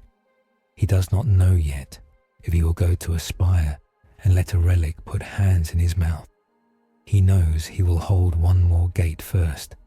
He stands. He pushes his palms against the wall and it pushes back. He breathes. He listens to the next wave coming. He makes ready to meet it with what he has left. They meet under a roof of pipes that tick like cooling bones. The map looks smaller today, crowded by pins that mean hunger. Crying's finger taps 3 circles: Spilliard Choke, North Locks, Cathedral Arcade 12. The host goals have not changed, she says. Break our pressure lines, seed our water with choir spores, ride a flood into rails. Their counters mutate. Blight sacks harden against melter. Plague barges vent deeper. Chants unnamed orders. The Drukhari learn the rhythm and hunt between battery cycles. Standard counters fail because they rely on clean categories, Voss says. We don't have clean anything. Then we fight with thresholds, Shrek says.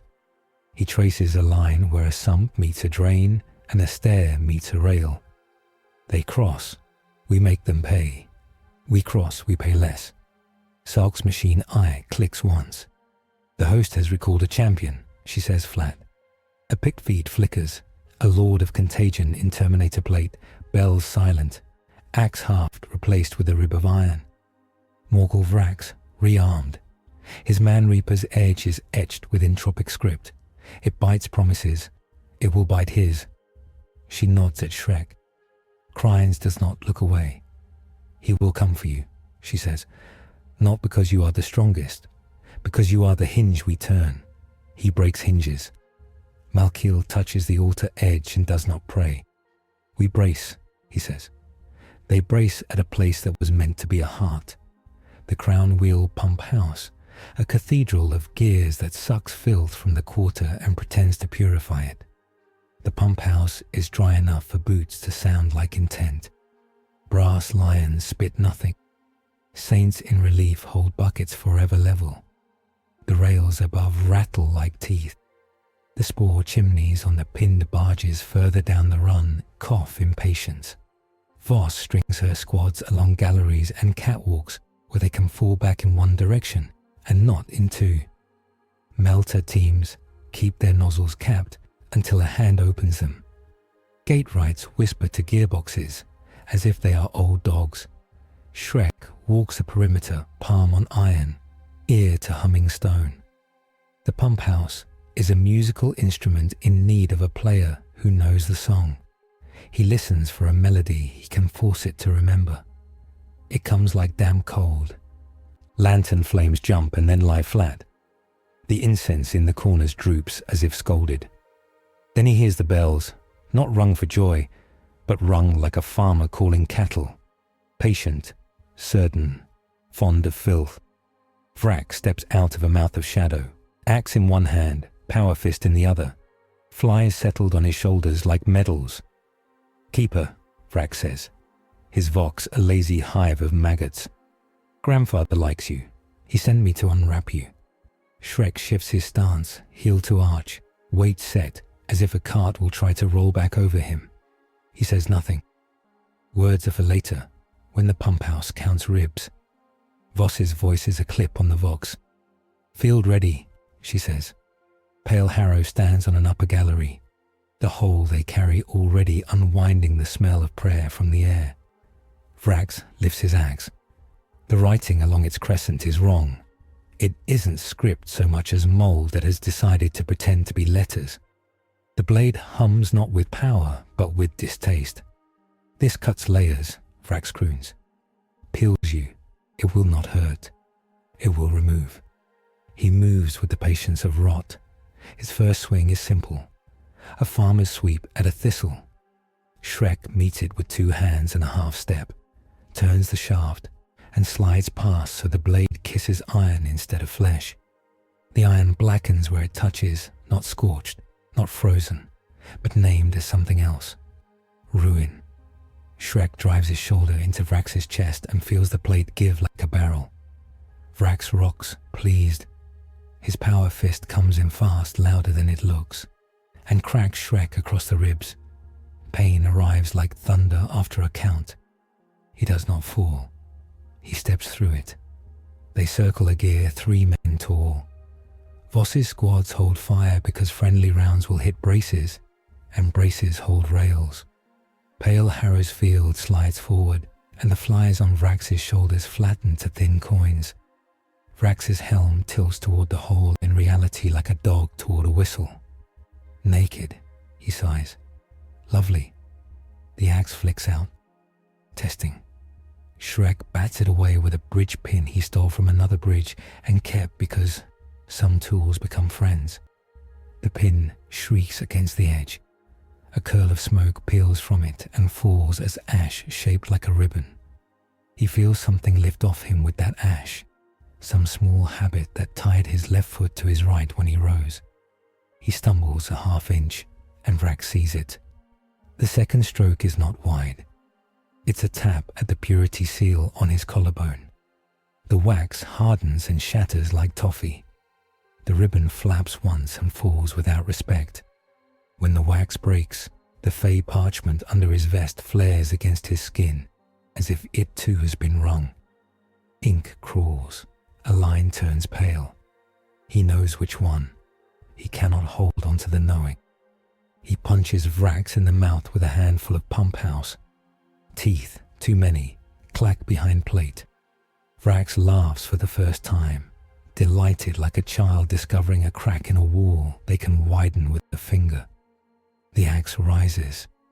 It descends in a cut that remembers orchards and branches and fruit. And this time, Shrek's pin is not perfectly placed. The blade doesn't take flesh. It takes a rind of him.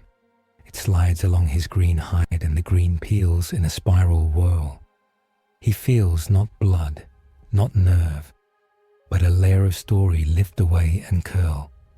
The peeled strip hits the floor and smokes. Flies land on it and then die without knowing why. He stares at the strip and knows. There was a day where he taught a child to balance on a log and sing to keep fear from the mouth. He cannot make the child's face stay. It slides like oil on water. He bares his teeth and shoves the grief back under the next layer. Voss fires first. Not guns. Orders. Hook him, she snaps. And 2 squads throw mag hooks into Vrax's armor rings and lean like men pulling a boat. The hooks bite. Vrax rocks. He lifts the axe for the 3rd cut anyway, because hooks are just reasons to laugh until they are knives, and he has survived knives. Shrek steps into the swing. He doesn't meet it high. He steps in so the blade can't accelerate and shoves his forearm into the haft under the blade. The edge kisses his skin. It doesn't cut. It decides what he is and he refuses. He slides his hand and locks the haft against his shoulder and grabs the power fist by the wrist with his other hand.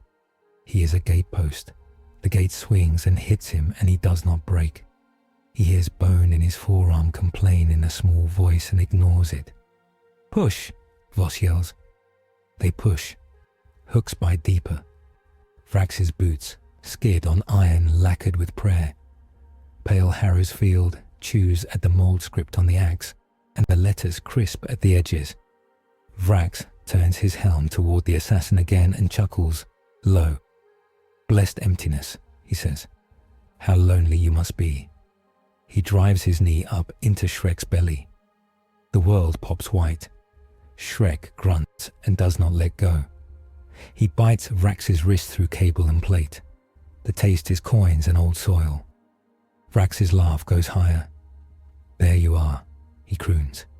Keeper of rot you do not own. Come, keep mine. The pump house shudders. Something large rams a gate outside. Dust falls in a slow sheet. The barge stacked downrun shakes as if remembering how to sail. Voss's Vox hisses. Organ hives reactivating. The Auspex officer gasps.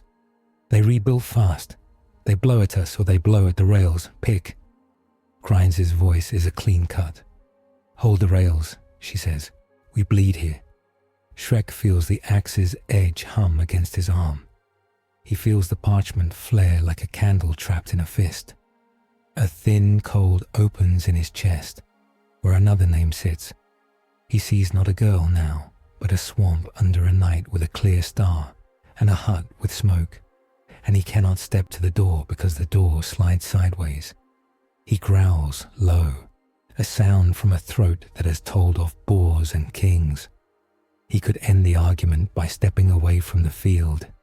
He could make water his hand and crush Vrax with a trick the pump house will teach him if he bleeds on his gear and asks. He looks at the scorched circle where the purity seal was. He knows what happens if he lets the swamp inside him take the whole room. The swamp is not kind. It is honest. Honesty here kills what he came to keep. Vrax leans in, voice a lullaby hummed by a fever.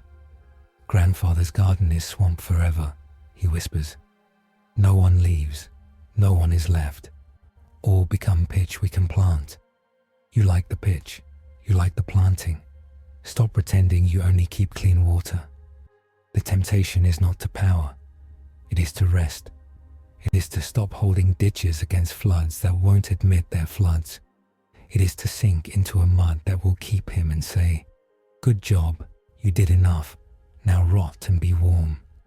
He refuses because the warmth is a lie. Not a false thing. It will be warm, but a false end. His keeping is not a job. It is a choosing. He keeps because he chooses living things over easy ones.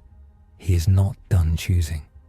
He lets go of the power fist wrist and takes his own forearm in both hands and shoves, not away from Vrax, but into the axe. The blade sinks into the meat of him, where it could peel more, and he makes it go deeper, so it hits something that cannot peel. A knot. He flexes. The knot catches. The blade jams. Vrax's laugh stops. He pulls. The blade holds. Shrek releases the haft and headbutts Vrax. Helm to brow, plate to bone. His skull is a tool older than any he carried. The world shakes.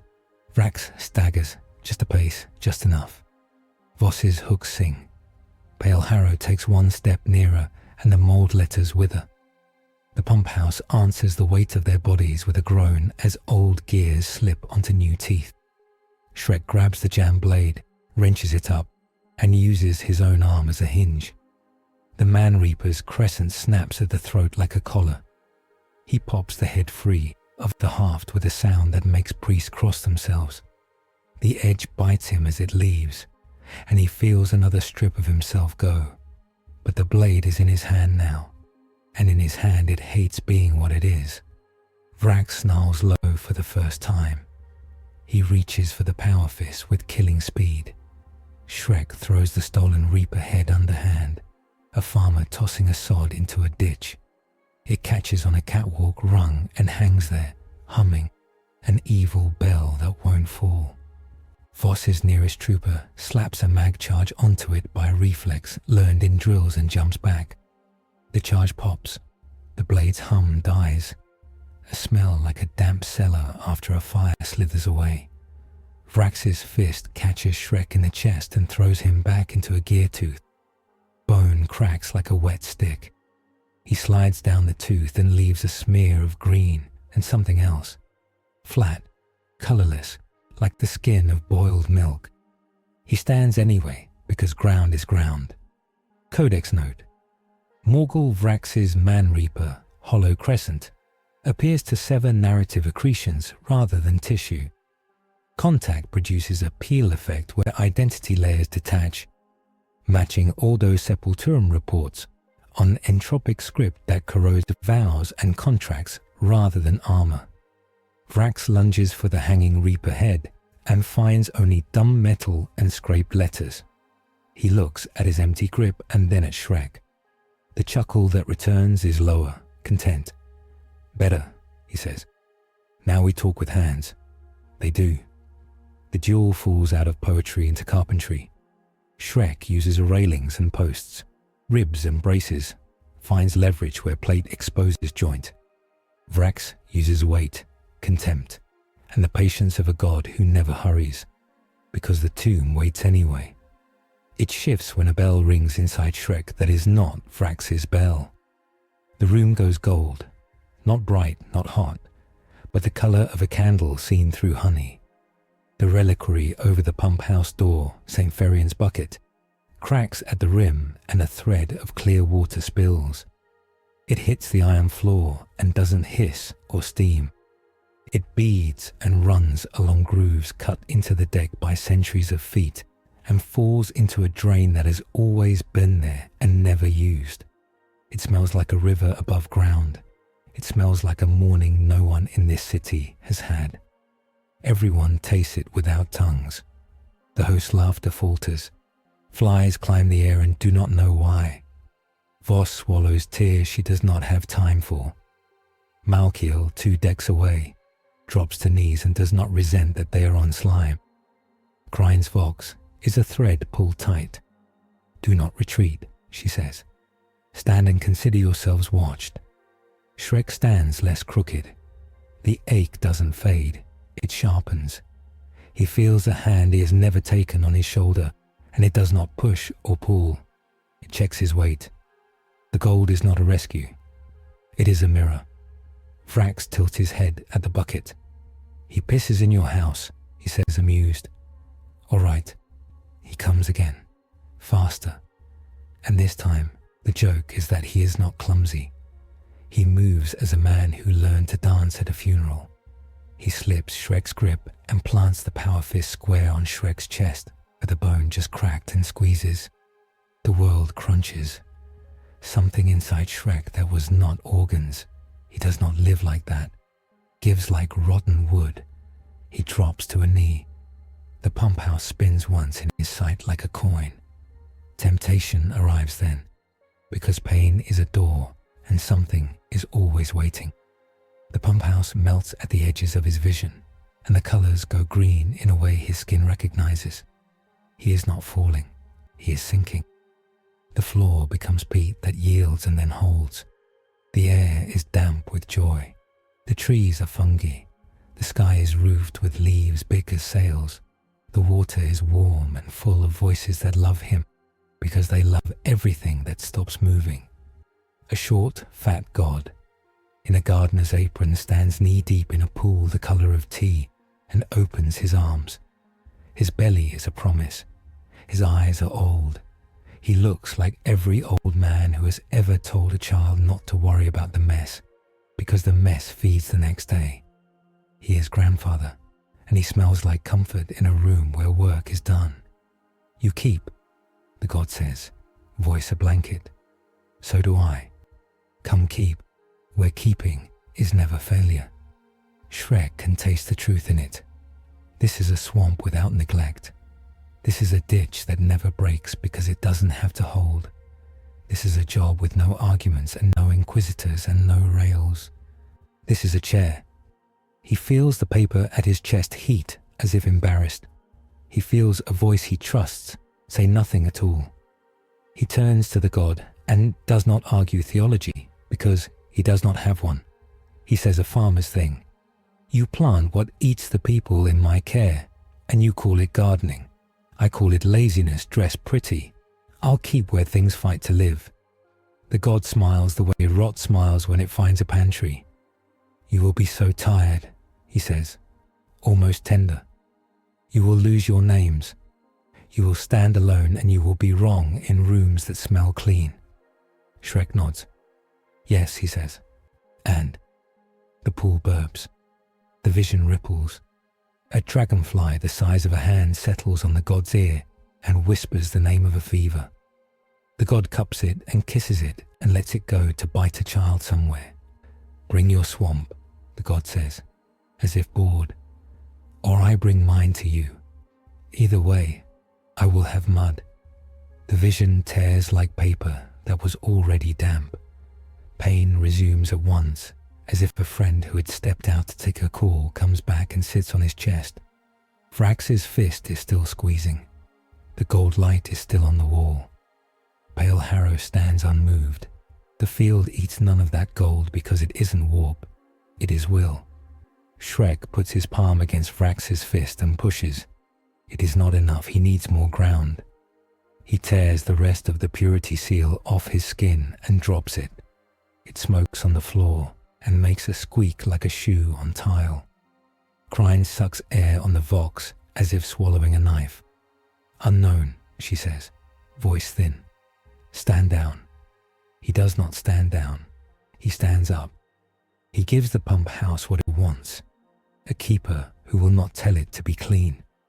He sinks his fingers into the groove where the golden water runs and takes it like a rope. It slides through his hand, but he does not grip. He redirects. He is not a sorcerer. He is a ditch. He makes a new path under Vrax's boots that is his and not the god's. The floor tilts where only he feels it. Vrax's stance shifts a quarter inch. The fist loosens on a muscle memory older than hate. Shrek slams his forehead into Vrax's helm again and again until the laugh stops, not because the Lord bleeds, he does not, but because fun ran out. He wrenches the fist off his chest, shoves it across his own sternum so it crunches the other side, and uses the momentum to spin Vrax. He gets behind him, locks an arm around the gorget, and plants his feet. Now, he grunts. Voss's melter teams open their mouths. White heat bites into the power fist's elbow. Metal sloughs. Cables part like boiled noodles. The fist drops, heavy as betrayal. Vrax turns and turns again, because the world has narrowed to a point, and the point is this green thing on his back. He does not fall. He does not die. He does not grant them that offering. He reaches up with his now bare hand and digs fingers under Shrek's forearm and pulls with a strength you cannot teach. Shrek's grip breaks. Vrax turns, puts 2 plate fingers into the wound on Shrek's chest, and twists. The wound is not where meat is. It is where a layer was. Twisting it unravels a memory that had survived the first cut. He feels the hut and the star and the girl and the log and the song go, not gone like dead, gone like misfiled. He reels. A bell tolls, not Vrax's, not the pump house's saint. The spire. All commands, Crine says on Vox, voice suddenly small and far. The throne hears. The spire calls judgment. The relic will not wait. Voss swears, a prayer in reverse. We're in a fight. The relic does not care, Crine says. It knows our hours are made to be used by it. The gold on the wall thickens.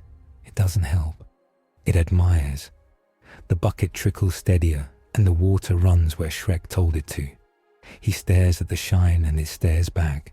It says, choose. He chooses to live long enough to go be judged, because if he dies here, the spire will judge by rumor, and that is worse than rot. He steps back, finds the groove with his heel, and kicks the broken power fist into Vrax's shin. The Lord of Contagion leans the smallest degree necessary to rebalance. Voss's men cut hooks, pull, and withdraw along their planned line like a wound being sutured.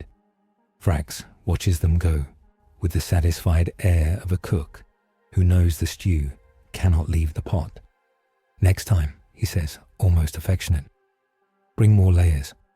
Shrek backs out of the pump house, with his chest burning cold and his paper hot. Pale Harrow steps aside without speaking. The field sings along his skin like frost. He hates it and is glad for it. Voss covers the retreat with squads who do not fire because firing would dishonor the pump house's gears. They leave with the pump house still pumping and the bucket still dripping and the host ringing its bells in a tone that says nothing. For now. Outside, the air has learned a new gold that isn't light. The spire looms like a finger pointing. People look up. Some kneel because kneeling feels correct when something that has always been above you notices you briefly. Drukhari skiffs peel away from their hunting grounds without being hit. Even devils recognize when another tyrant enters the room. Krynes meets them at a junction where skulls on chains clack like rosary beads. She looks at Shrek's chest and sees the absence before she sees the scorched skin. Her eyes do not soften. "You tore your seal." "I kept your pump house," he says. "You kept it by breaking my rule," she says. And for a moment they both enjoy the honesty. "Judge me," he says, not loud, "if you are going to." "I am not the judge," she says, and the admission sounds like a stone set carefully in a wall. The relic is. Voss looks between them, jaw clenched. "We also need him breathing," she says. "He can't stand before anything if he falls over." Malkiel brings his bucket, not a relic, just tin. He dips it in the bucket that drips and pours a ribbon of clear water over Shrek's chest. It hisses at nothing. The skin there doesn't close. The cold inside does not leave, but the water runs down into the groove between plates and into the drains, and the smell that comes up is not rot. It is river. Malkiel meets Shrek's eyes. "This is not absolution," he says. "'Tis wet." He nods. "That's all I need." They make a stretcher of poles and stubbornness and do not put him on it. He refuses and no one insists. They walk under the rails past people who do not know what is judging them and would not care if they did. They have bread to find and children to keep from nets. The barges in the run cough like sick animals and then fall silent out of spite. The rails sing a song of carrion metal that rust remembers. At the base of the spire, gold is not a color anymore. It is a temperature of attention. The doors are taller than truth. Blank-helmed sisters of silence stand with halberds crossed. Nulls whose presence makes Pale Harrow feel like a polite suggestion. The assassin stops halfway up the stairs because even they have an appetite, and this place would starve them. Krynes nods to them once in respect, then to Shrek. "Beyond this," she says, and does not pretend she will hold his hand. He climbs. Each step costs a name. He counts the cost and loses track and starts again. He reaches a landing where saints bleed oil and angels carry chains. A sister raises a hand. He stops. They look at him with eyes that are not eyes and listen to a part of him that does not like to be listened to. Then they drop the halberd and he goes on. Inside is not a room. It is a decision. The air has been taught to stand still. Light finds angles that don't exist and leans on them like furniture. In the center, on a dais of quiet stone, floats a relic, an Iron Throne's armrest, it looks like, or a brace from a beam that once knew a better sun. It hums in a register that stops throats. Lines of pilgrims kneel and do not look up. Clerics with burned eyes sing a pitch that feels like the floor. Sork is there, her machine eye unblinking, taking notes on this moment because, of course, she will. Malkiel is there, stripped of beard wax, a man under ornaments. Voss stands at Shrek's shoulder and does not touch him. Krynes steps forward alone and kneels with clean precision that does not deny her pride. She speaks a formula that says, "Here is a thing we will call holy, because if we didn't, we would have to call it something that scares us more." A voice brushes his head without passing through his ears.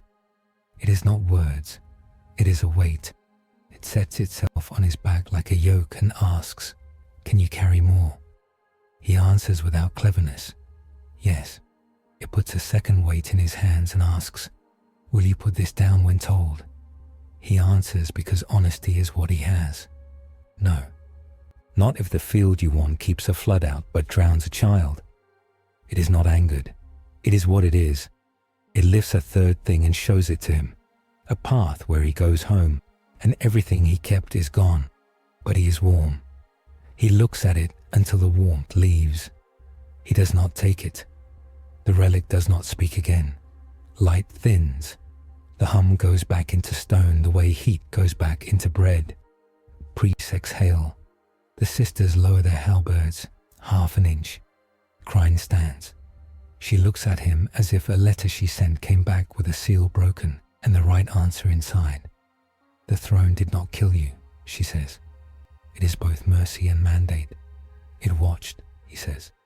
It watches us all, Malkul murmurs, awed and ill. Sork's stylus scratches. He is to be sanctioned and constrained, she says. The spire is satisfied. The Inquisition must be. Crines ignores the Governor Proctor's appetite for tidy words and turns to Voss. He is to be escorted to orbit, she says. We have our orders. What orders? Voss demands. Shoulders stiff. Crines inclines her head toward the relic without actually moving. A pilgrimage, she says. A voyage under writ to the sector's Fortress Basilica. The mandatum golden. An audience by proxy with a higher light. Our swamp keeper will face a supreme authority. If he is what we can use, he will return with a mark that will keep the zealots from shooting him the first time he refuses them. If he is wrong, he will not return. Shrek breathes out, and the breath is not relief. It is a task becoming a road. He looks back down the spire stairs where the rails sing and the pump house ticks and Vrax rings bells for a god who loves endings that call themselves beginnings. He looks at his chest where a layer is gone and at his hands where rust that isn't rust stains his fingers. He does not say goodbye to anything because he doesn't know what is his to leave. Voss meets his eye. She nods once. It says, I hate this. And I will do it. Crines turn to the sisters. We need a null for the voyage, she says. One who will not talk. A sister who has not moved since he climbed speaks for the first time, and her voice is a blade being cleaned. We will send one who is born without a name, she says. Pale Harrow waits on the steps, whole in a shape of man, as Shrek descends. The assassin inclines their helm, a greeting that is also a warning. They will walk near him again. The cost continues. They step back into air that smells like the city again. Grease, prayers, rot and bread. The gold doesn't leave. It tightens into a ring around the spire's crown. People look up and think it is weather. The Drukhari circle once and then go hunting somewhere else because spite is not courage. Crine signals. Voxmen begin a litany that is also a departure list. Rails will carry an armored shrine to a landing cradle. A shuttle will lift. An escort will meet. A ship will go where he has never gone and will be asked to kneel in ways that matter. Before he goes, he walks one more circuit of the runs with Voss. He puts his hand on the pump house wall and the wall hums back to him like a dog leaning. He looks at the barges stuck in the run, like a child's teeth lost to sugar. He looks at the brace where the two troopers braced with their ribs and sees a smear that lie has not cleaned. He breathes it in. He eats this place with his eyes because he needs to carry it to the judgment so he can answer true. Voss stops at the culvert where he first planted himself and points at a sanctified scrawl a choir boy carved after. A frog, badly, wearing a purity ribbon. He drew your ribbon back, she says, mouth twitching. He grunts, half laugh, half ache. He can keep it, he says. It fits him better. They part without saying part. He goes with Crines and Pale Harrow and the files of sisters whose silence makes his paper curl like a leaf in fire. Malkil blesses him with water he stole from a saint's crag, and Sork counts him as a line item and hates him for it, because hate is easier to tally. The shuttle port is a wound in the hive wrapped in scaffolds and hope. Thunderhawks crouch like birds that cheat. A pilgrim carrier painted with saints peels char from its flanks. The sky is still wrong. The warp bites through seams men pretend they can stitch. The pilot signs a charm against numbers and a charm against rot and a charm against forgetting and straps in anyway. Before the ramp closes, the Vox cracks once more with the sound of bells rung by gloved hands. Vrax speaks across distances as if he were in the next room. "Keeper," he says fond, "bring your layers back. I will peel them." Shrek does not answer. He will plant that answer in a flaw where it can grow into a word that kills. The ramp rises. The world drops. The spire's ring of gold narrows to a coin and then to a point. The hive shrinks to a smear of stubborn light. The planet becomes a bruise lit by wounds. He feels the swamp inside him make a new map that includes a sky. Grinds sits opposite, harness creaking, eyes closed in a way that is not sleep. Pale Harrow sit turned slightly away so their null does not skim his skin. A sister watches him without wanting anything for him or from him. It is a mercy. Recap, Crine says, eyes still shut, the way a commander keeps her mind from stepping wrong. We held the rails, we choked the barges, we bled the pump house but kept it breathing. We killed a tallyman, we met a god and declined. The spire saw, the spire sent. Now we climb. He nods, he does not say, and I left a piece of myself under a gear tooth and another under a bell. He does not say, and the god was right about being tired. He saves breath. He will need it. The shuttle noses into a dull sky that isn't sky. Stars smear where the warp rubs. The sisters pray by not making sound. Crines opens her eyes and stares past him at a point where there is nothing to see. The assassin's void hums like a wound that refuses to scab. Shrek sets his palm on the deck. It is not mud. It does not love him. He does not need love. He needs a place to plant his foot when the door opens on something called a fortress and a basilica and a throne. He closes his eyes because the shuttle's hum has a rhythm like a pump house when the gears are right. He counts breaths. He keeps. He pays. He does not stop. The shuttle's hymn is a thin, stubborn line. Harness creaks. Nulls breathe like stones. He holds the deck with his palm and feels nothing love him, and that is honest as winter. They held the rails. They cut a number man. Now they climb to be measured. They dock to a cutter robed in black and purity seals. Its name is written in low light along the spine. Lux Mortalis. Sisters of silence meet them with crossed halberds and a silence that makes words taste vain. Behind them, stormtroopers in carapace the color of old bone snap to attention.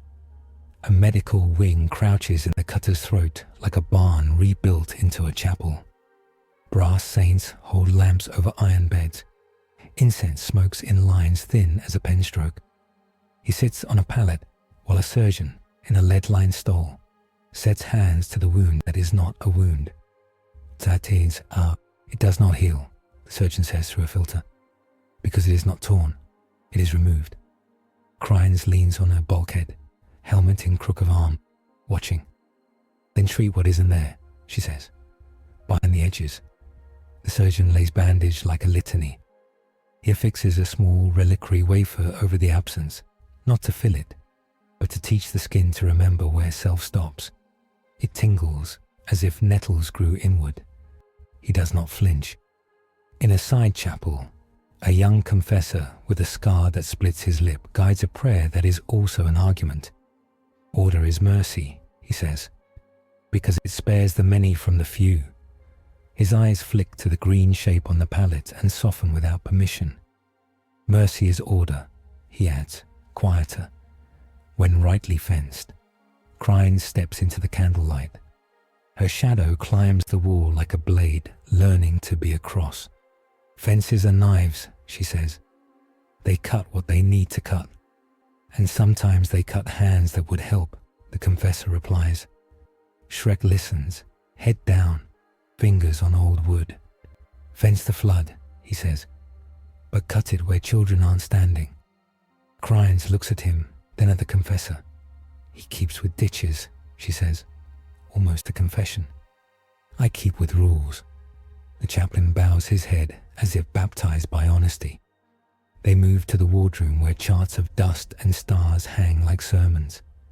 An old voidmaster with tattooed eyelids lays out the route. A slip between reefs of warp. A skim past a listening post. A climb into a shrine world gravity well. The Geller field hum goes up a note. Pale Harrow adjusts a strap, and the air forgets to be warm. Time stretches like rope drawn over a pulley.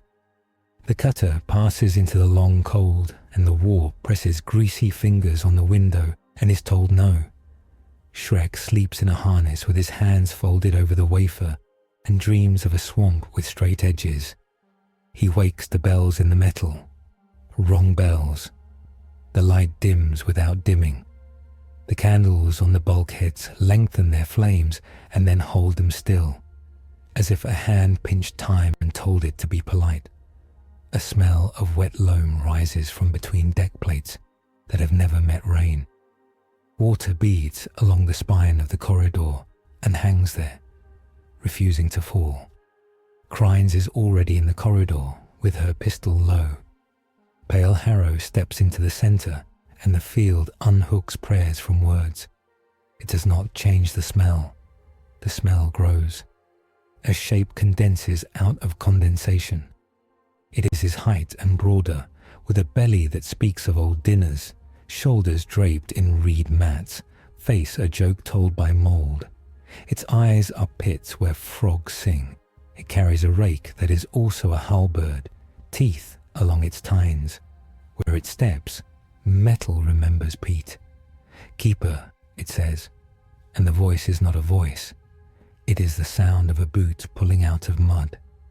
I am what you are when you stop pretending work ends. I am the Maya Regent.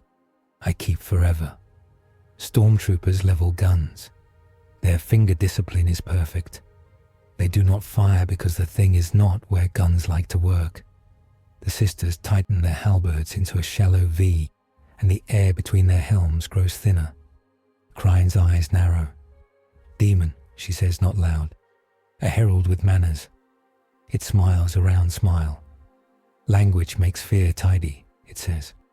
Come, Shrek, bring your ditch. Marry it to mine.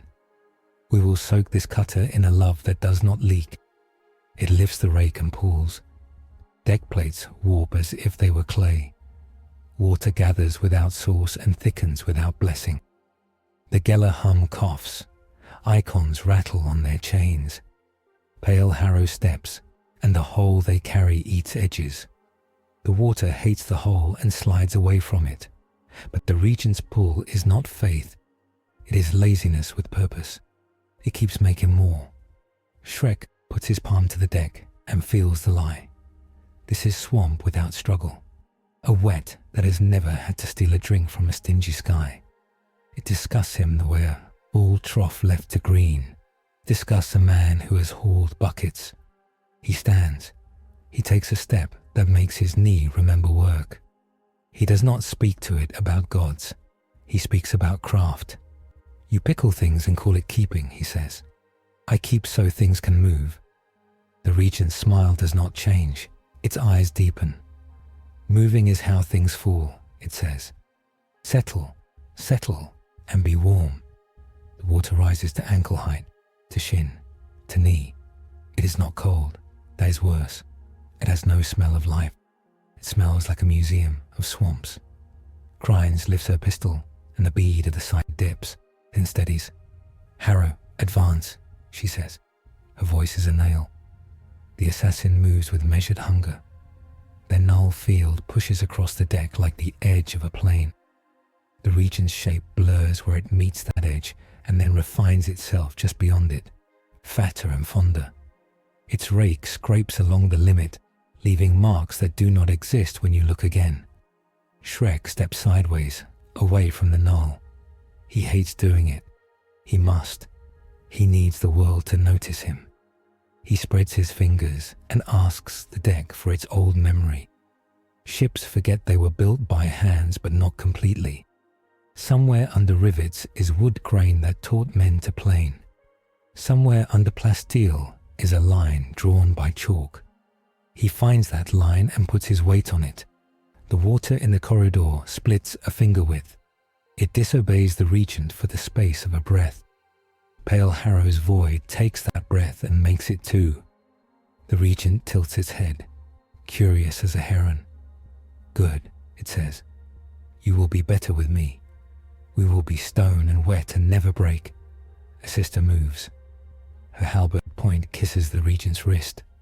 Where it touches, the regent's flesh forgets how to be. It sloughs into clean absence that smells of iron filings. The sister says nothing. Her face under the helm is peace learned at a price. The regent laughs softly and grows more wrist. See, it says to Shrek, they are knives for everything. I am blankets. The cutter shudders. A shrine lamp gutters and swells. The Geller field whistles through a fractured note and then catches it. A relic bolted to a bulkhead, a saint's fingerbone under a drop of glass, flares with salt light.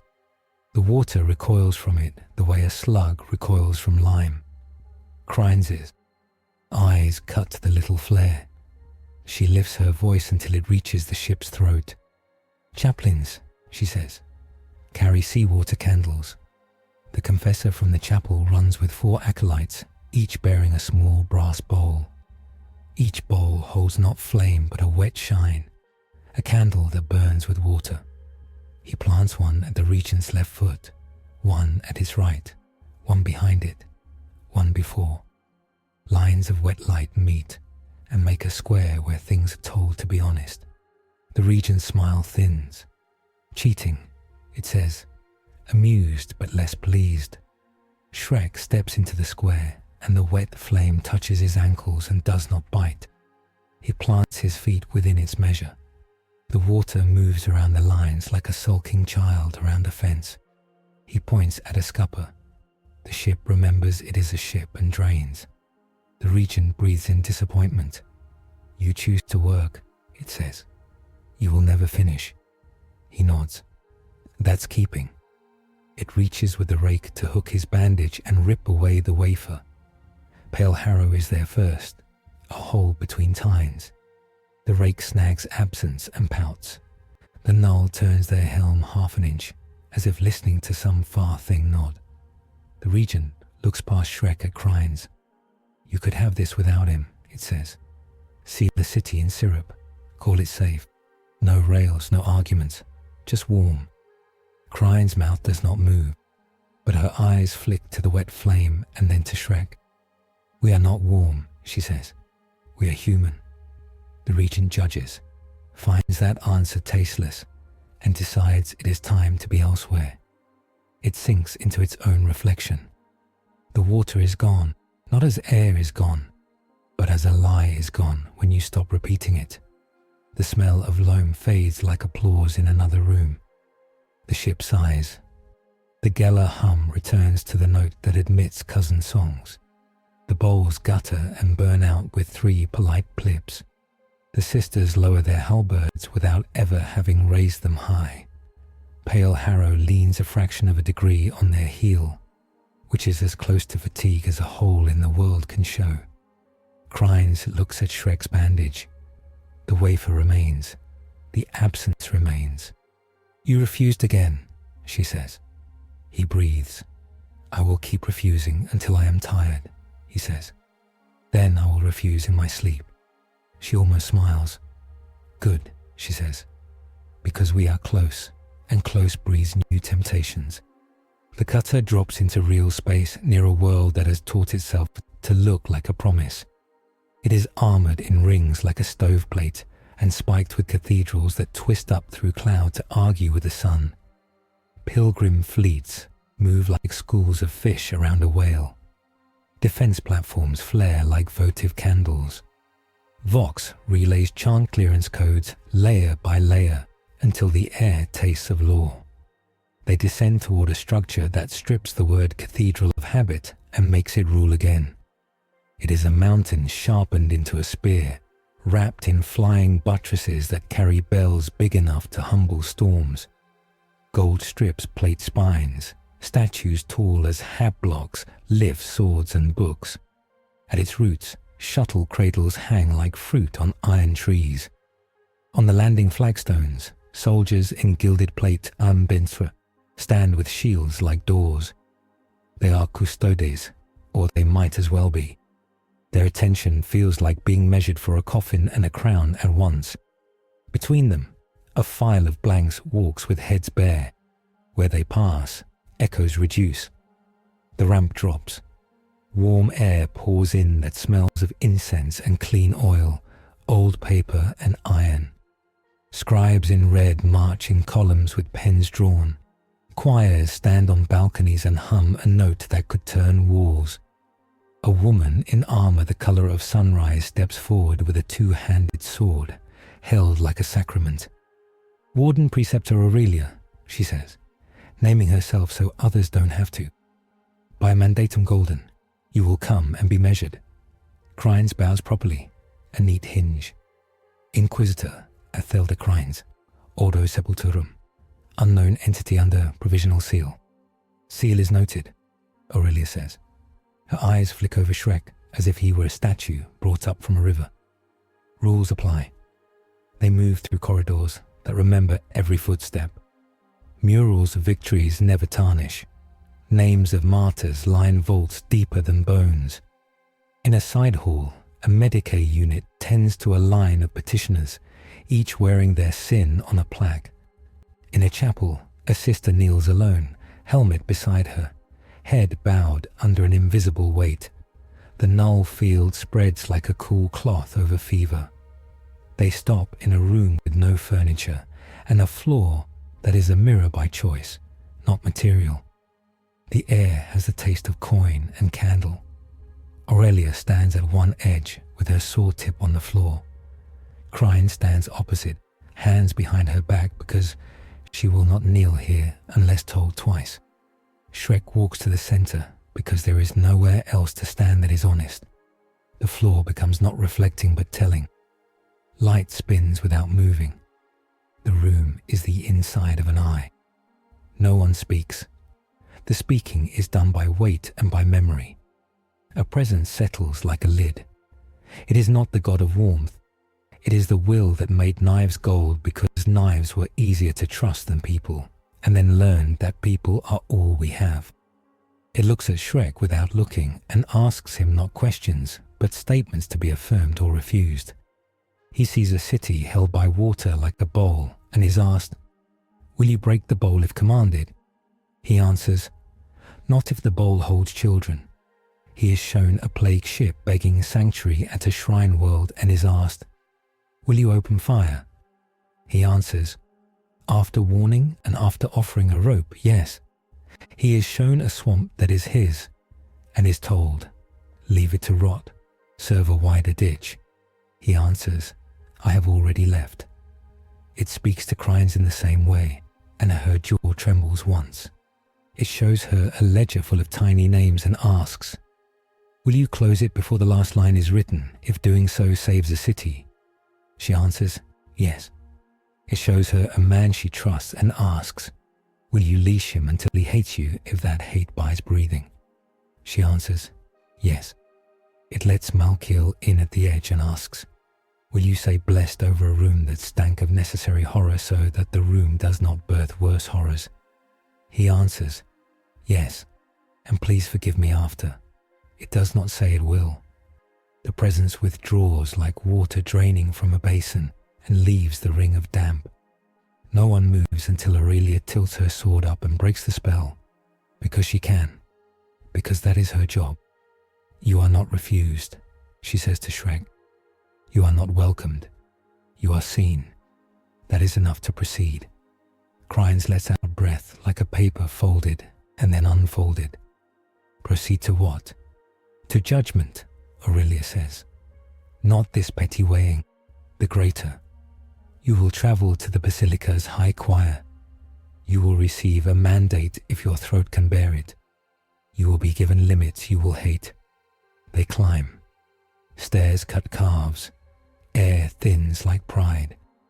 On a balcony that looks over a courtyard where pilgrims practice dying with clean faces, Voss waits, hair crushed by a helm she has carried too many hours. Shrek blinks at her presence, as if the Hive sent a letter and it arrived pinned to a sunrise. "Escort," she says, shrugging. "I was told to bring a voice that says, no when you forget." He grunts, warm and bruised. "Good." They pass a medici chapel, where a sister applies salve to a null burn on a trooper's palm. Voss holds out her own hands to be bandaged, cracked from rope and cold water and the grip of a detonator. The sister's eyes are on Shrek, even when her hands are on Voss. He nods to the sister. She does not nod back. It is not unkindness. It is her work. At the high choir, the walls inhale. The ceiling holds a star cut from brass. The floor is a grid of light where you stand in boxes where you are told to stand. A lectern of bone sits under a reliquary that drips steady as a clock. Not blood, not oil, a clear thing that smells like tears. A pastor militant, with a face like a chisel and a voice like a forge, reads the mandatum golden. It is not poetry. It is operating rules in liturgy clothes. It says, "You will be bound by bounds that make your mercy useful." It says, "You will not sanctify without writ." It says, "You will obey a signal when the signal comes." It says, "When your keeping saves the few at cost to the many, you will not call that victory." It says, "You will choose where the ditch runs, and you will answer for what it drowns. Do you accept these as a fence you will not climb, and as a blade you will carry with its handle pointed at your own belly?" The pastor says.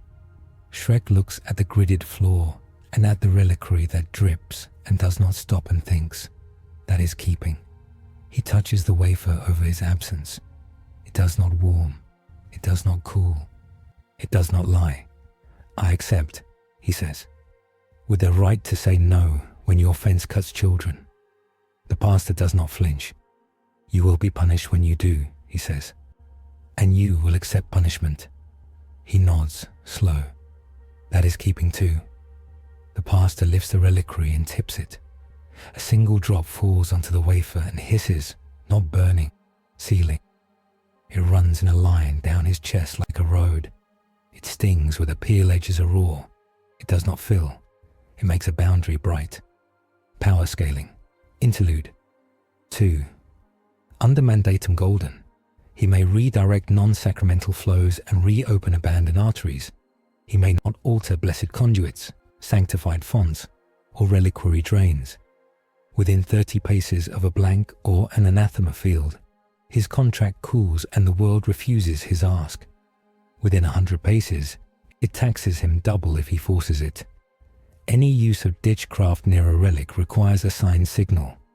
Without it, the act will scar him. Names will peel faster. He must report hydraulic interventions to a designated warden within 1 day. Failure to do so brings a null penance that will make him deaf to water for a turn of the Hive clocks. Aurelia steps down and binds a strip of gold-threaded cloth around his upper arm. It lies snug as obligation. "This gives you room among men who shoot first," she says. "Do not make me regret giving you room." Crine signs the registry with a square, careful hand. "He will return," she says, "and then we will be ugly and good again." On the descent, Voss walks at his elbow. The corridors are kinder now, or he has learned how to walk in them without scuffing piety. She bumps his arm with her shoulder once, lightly. "You have a leash," she says. He flexes his fingers. "I have a line," he says.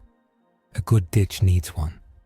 They are 3 levels from the landing cradle when bells change. Not alarm, invitation." Aurelia stiffens, then relaxes into duty the way a soldier relaxes into pain that won't leave. "Visitors," she says. "Not friends, not foes. Mirrors." They pass under an arch where mosaics show angels binding wolves in chains made of words. In the hall beyond, A figure waits with a staff shaped like a shepherd's crook and a spine of knives. It wears robes the color of swamps under moonlight. Its face is his and not his, smoother, cleaner, eyes bright with a calm that makes teeth hurt. I am mirror keeper of the sanctified drain, it says, gentle, sanctioned, crowned, beloved of catechisms. It taps the crook on the floor and the stone rings obediently. Come see the optimized path. Keep without doubt. Bind water with law. Never be asked to refuse. Voss's hand touches the butt of her pistol without drawing. Crine's lashes lower, slow. Aurelia's blade tilts a degree. The blanks breathe and the air turns thinner. The mirror smiles. No rot god, no warm lie. Only duty with the splinters sanded. It tilts its head toward him. You will not have to argue with women like her, it says. Eyes on Crines without hatred. You will not have to save boys by breaking saints. The saints will break for you. He tastes the bait. It is not sugar. It is bread sliced for him by a clean hand that always knows where to cut. He thinks of the pump house bucket dripping gold on rust. He thinks of the boy's scrawl of a frog with a ribbon. He thinks of the fence that is also a blade pointed at his own belly. No, he says. The mirror's smile does not change. Why? Because doubt is the clean, he says. If I stop asking, I start drowning folk and calling it keeping. The mirror lifts its crook, and lines of light ripple along the floor as if eager to obey. We can take your asking away, it says, and give you rest inside work. Aurelia's sword point taps stone. This is a test, she says to herself, which is also to those behind her. A sign. We do not answer for him. Crines does not move. Choose, she says without pressure, and carry what comes. He steps forward into the mirror's light and feels it mean to love him like a rule that never bends. He sets his heel in it and drags the scuff across the perfect line. The light hisses. He scuffs another, then another, cutting a little ditch with his boot. The light learns the cut and begins to flow along it, compelled by a new obedience. His. The mirror's face flickers, offended. You will not be optimized, it says. You will be tired. He nods. We keep. A bell high above, not in this hall, not of this world, tolls. It is the sound of a throne reminding its servants that theatre is for men, not for it. The mirror bows with grace learned from catechism and steps backward until it becomes the absence of a choice. The light straightens its hem. The hall exhales.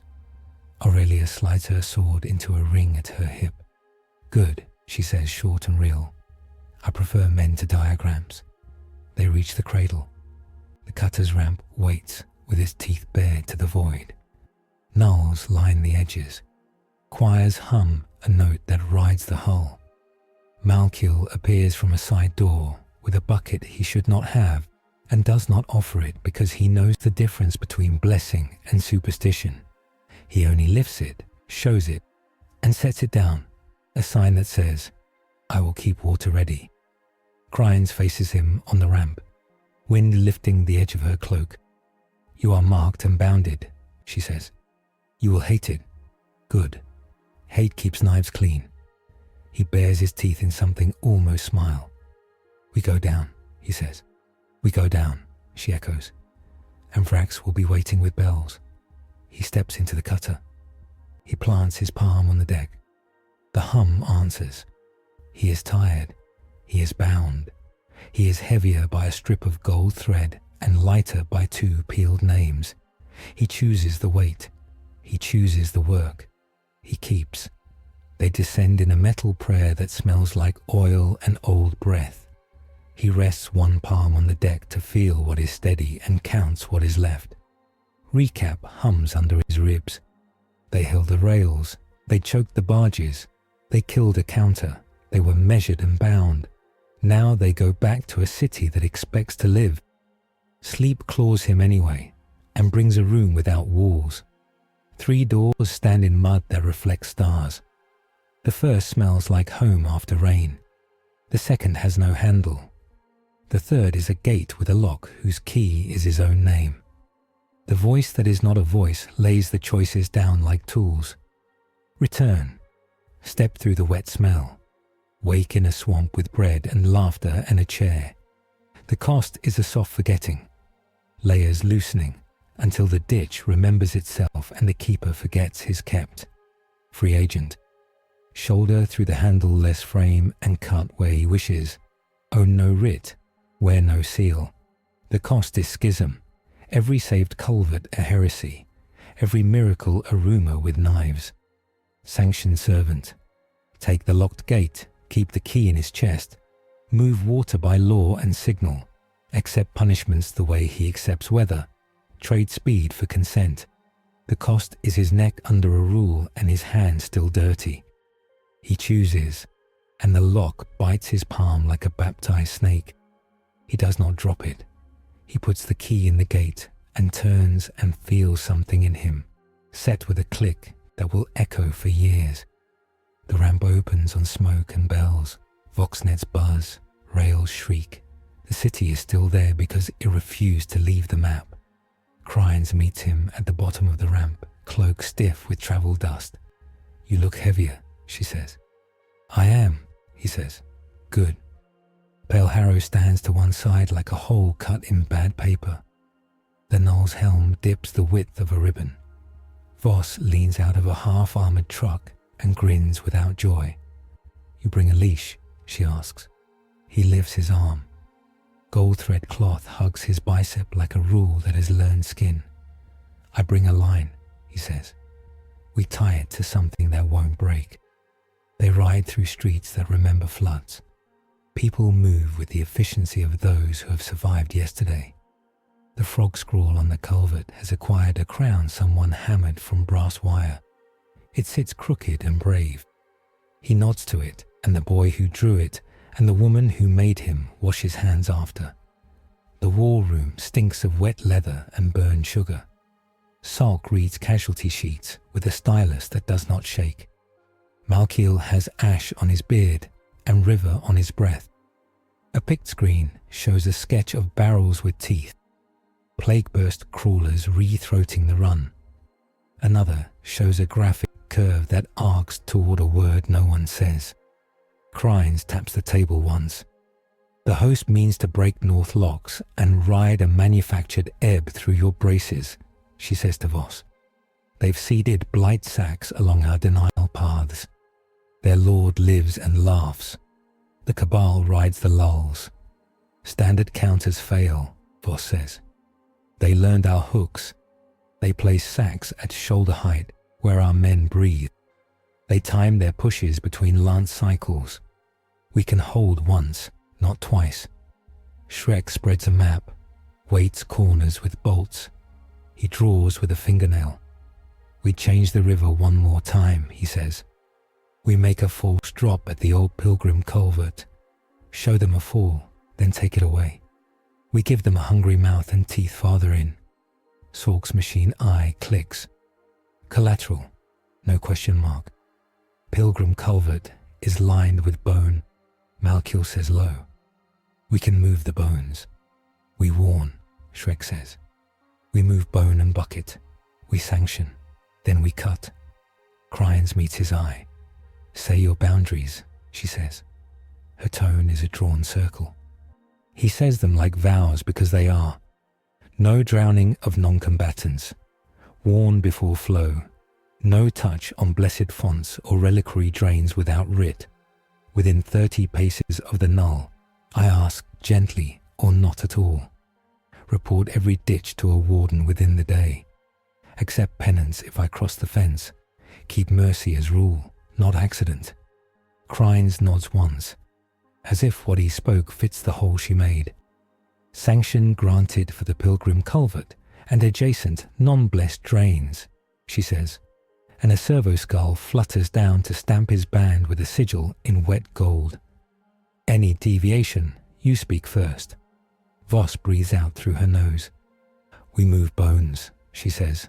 already speaking to runners with her eyes. They go to the culvert where saints have long listened to drips. Candles have melted into the shape of folded hands. Offerings are small, buttons, bits of ribbon, a tooth, a nail. Malkiel arrives with a clutch of shrine girls and old men and a wheeled gurney that should not be where it is, and is. They lift bones with care and rhyme. The culvert looks bare and shy afterward. He touches its empty ledge with 3 fingers in thanks. Pale Harrow stands at the junction, field sheathed. The assassin's mere presence tugs at names like ivy tugs at brick. He angles his work to the opposite wall and feels the tax bite and pay it without thinking of tomorrow. He sets braces where he wants the surge to kiss and the eddy to hold. Voss sets charges like punctuation. The choir hums a low line under their breath that tastes like iron. The host comes before the last hymn ends. Barges tilt and grunt. Censers leak rot with the confidence of habit. Vrax wades at the front, Armorbell silent out of respect for himself. He carries no reaper.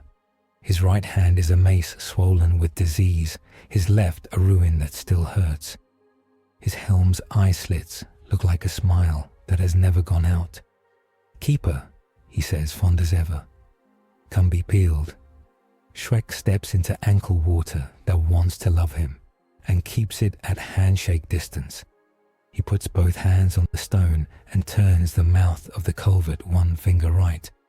The stream stops pretending to be smooth and throws a shoulder.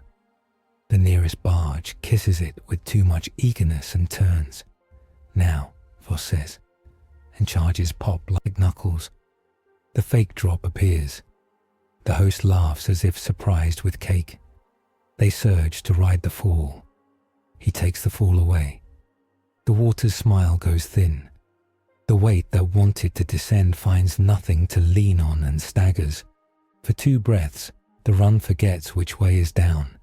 In that cheap miracle, Voss's melter teams bite sacks.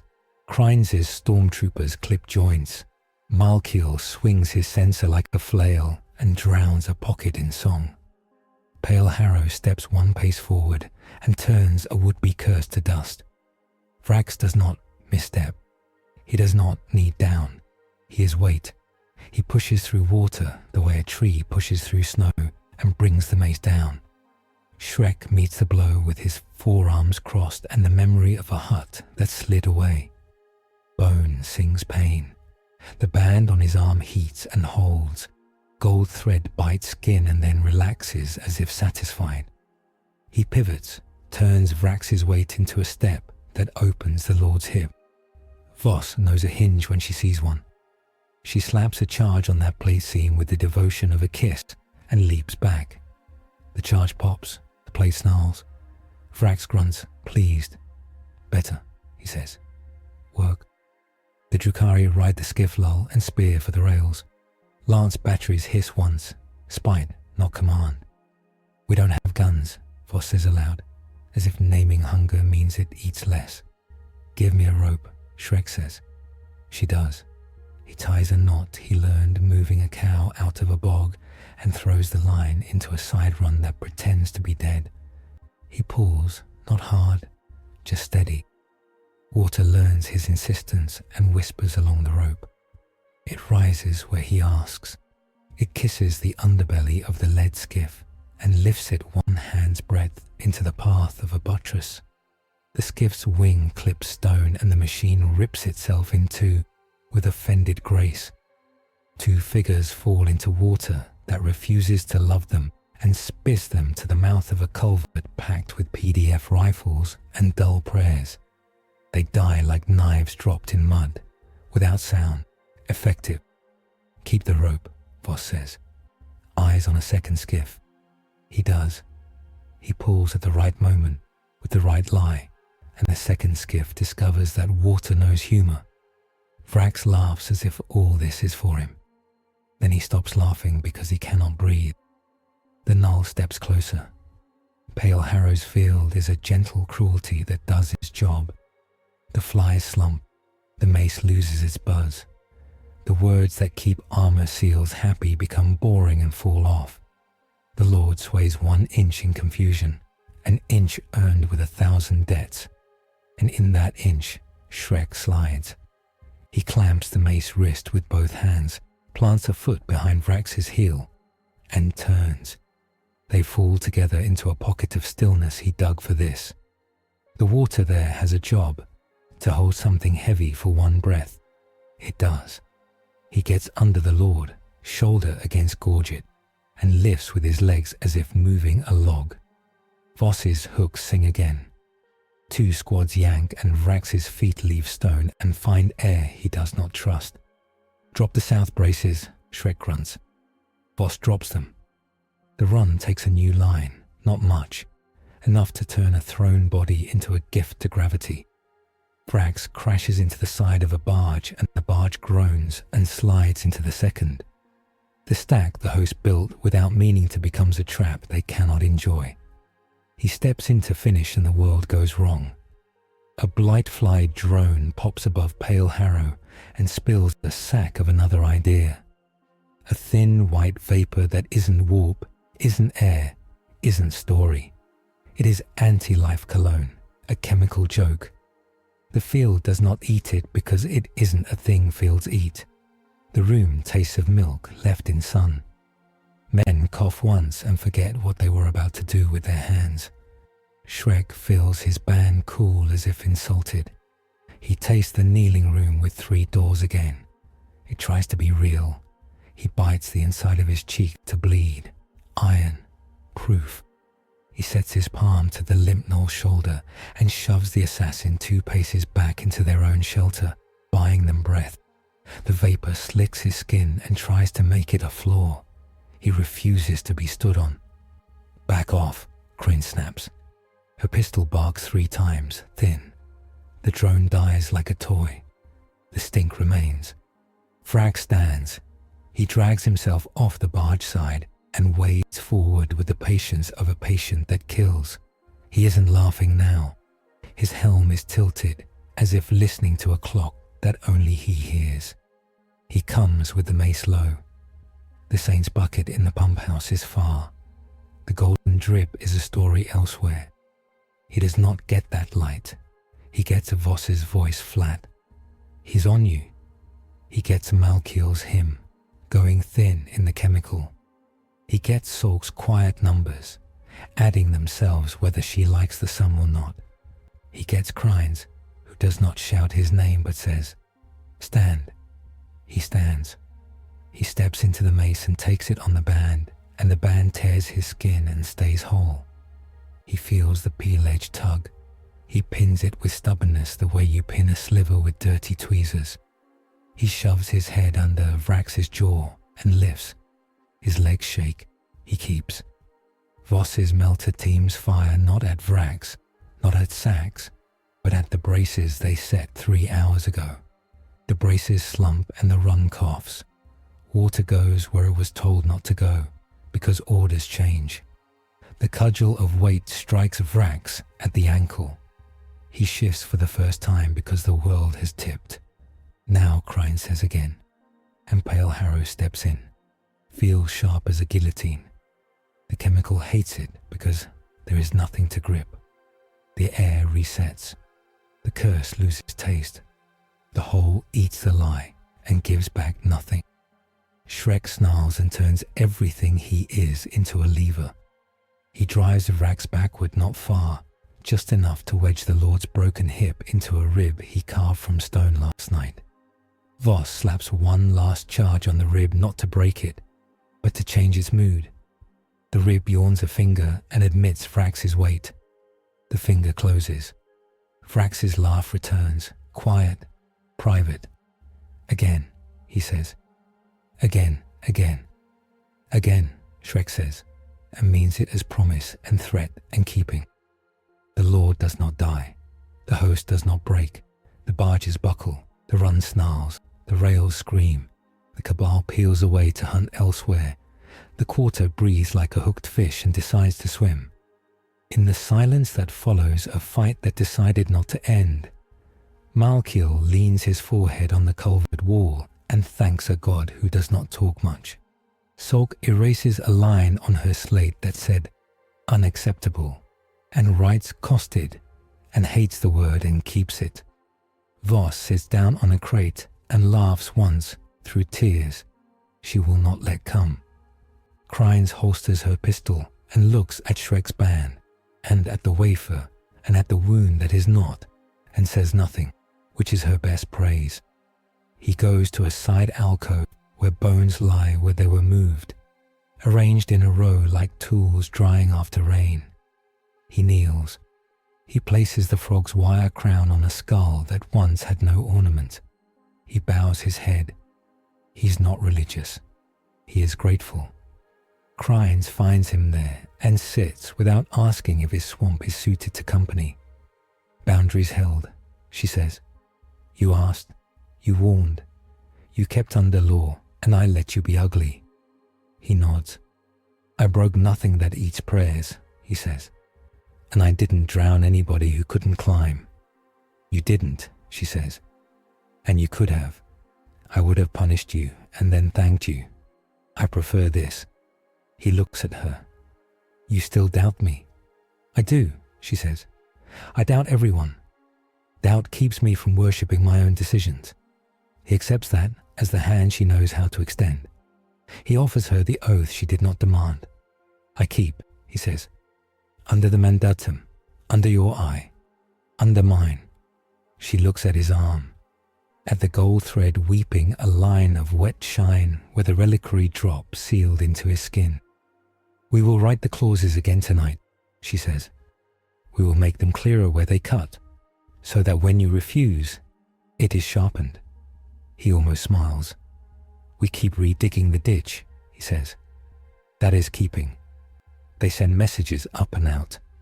Warden Preceptor Aurelia writes a line in a book that says a thing with no name is now to be called Warden of Sump and Swale, provisional, under mandatum golden. The sisters do not object. The null files note adrift in field stability near him and file it for later penance. The Void Master of Lux Mortalis taps the frame of a porthole and says to no one, he'll die here or not at all. The city does not end. It keeps. They teach water to be honest in places and deceitful in others. They lay rope at skiff height and name the rope mercy. They recite new sentences along the rails. Hold, warn, report, do not drown, ask first, refuse clean. Men learn them like prayers because they need something to say in the dark. The frog scrawl multiplies in chalk and oil, not worship, a joke that keeps hands steady. Someone adds an aquila above it and two reeds to either side, and it looks wrong until it looks right. He stands in the culvert he first held and lets the drip count itself. The wafer on his chest does not heal him because he is not wounded. It teaches the edges of his lack to stay where he sets them. The band bites less. The gold thread darkens with dirt and keeps shining anyway. He looks down at his skin, where a faint web of gold runs under green, like irrigation lines under floodplain. It is grotesque and useful. It is his. Pale Harrow passes behind him like a chill wind. He does not flinch. He can stand closer now without the world refusing to notice him entirely. He has learned where to put his feet near a hole. The assassin tilts their helm. It is respect, maybe, or a measure. Voss arrives with a map on a waxed board and 3 bites in an apple. She points at a side run. We can open this enough to carry the old to the rails without using the stairs, she says. It will cost us a brace and a half day. Open it, he says. Cost is what keeps the next day coming. She bumps his arm with her shoulder. The boy with the frog drew teeth on the aquila, she says. The archdeacon laughed until he coughed. He grunts. Good. A slow day passes. They move bones. They show a drain a better way to be a throat. They light a wet candle and leave it near a brace like a reminder that saints can be useful without being asked to show off. The host tests once, then withdraws to sing over its wounded and his humour. The cabal goes quiet, the way cats do when the room shifts. Night comes as much as it can come in a hive that doesn't remember stars. He sits on a crate. He peels a turnip with a knife and eats it raw because it tastes like dirt and sweetness. Malkiel sits beside him and does the same, and they chew in silence until the priest says, "Confession." He shakes his head. "No sin," he says. "Just tired." "That will do," Malkiel says, and hands him water. It goes on. It is not victory. It is surviving with rules that admit mercy. The epilogue happens at once and later. In the upper stacks, a Drukhari Archon pins a pict of a green giant to a bone wall and flicks a claw along its edge. "Interesting," she purrs. "A keeper with a leash. We will cut the leash and watch which way he runs." In a sealed garden of rust, Morgul Vrax sits on a barge that doesn't move and touches the seam on his hip. His laugh is soft like flies. "Again," he says to the dark. Again. And the dark answers because it likes routine. On a Vox channel that runs between fortress worlds and men's hearts, a rumor travels. There is a warden in the sumps who makes water obey without using a witch's lies, and he argues with inquisitors and still eats with soldiers. The rumor changes shape as it moves, becomes a saint in one hive, a monster in another, a caution in a third. It keeps the rails moving in all three. At the Basilica, Aurelia closes the book, where his name is written, as a line item and a prayer, and places a reed tied with a gold thread between its pages. "We will see if the ditch holds," she says. "We will see if the fence cuts what it should." In a manufactorum with a roof that leaks truth as well as rain, a boy chalks a frog with a ribbon above a culvert mouth. A woman with a badge that says she counts, and a hand that says she carries watches him and lets him finish.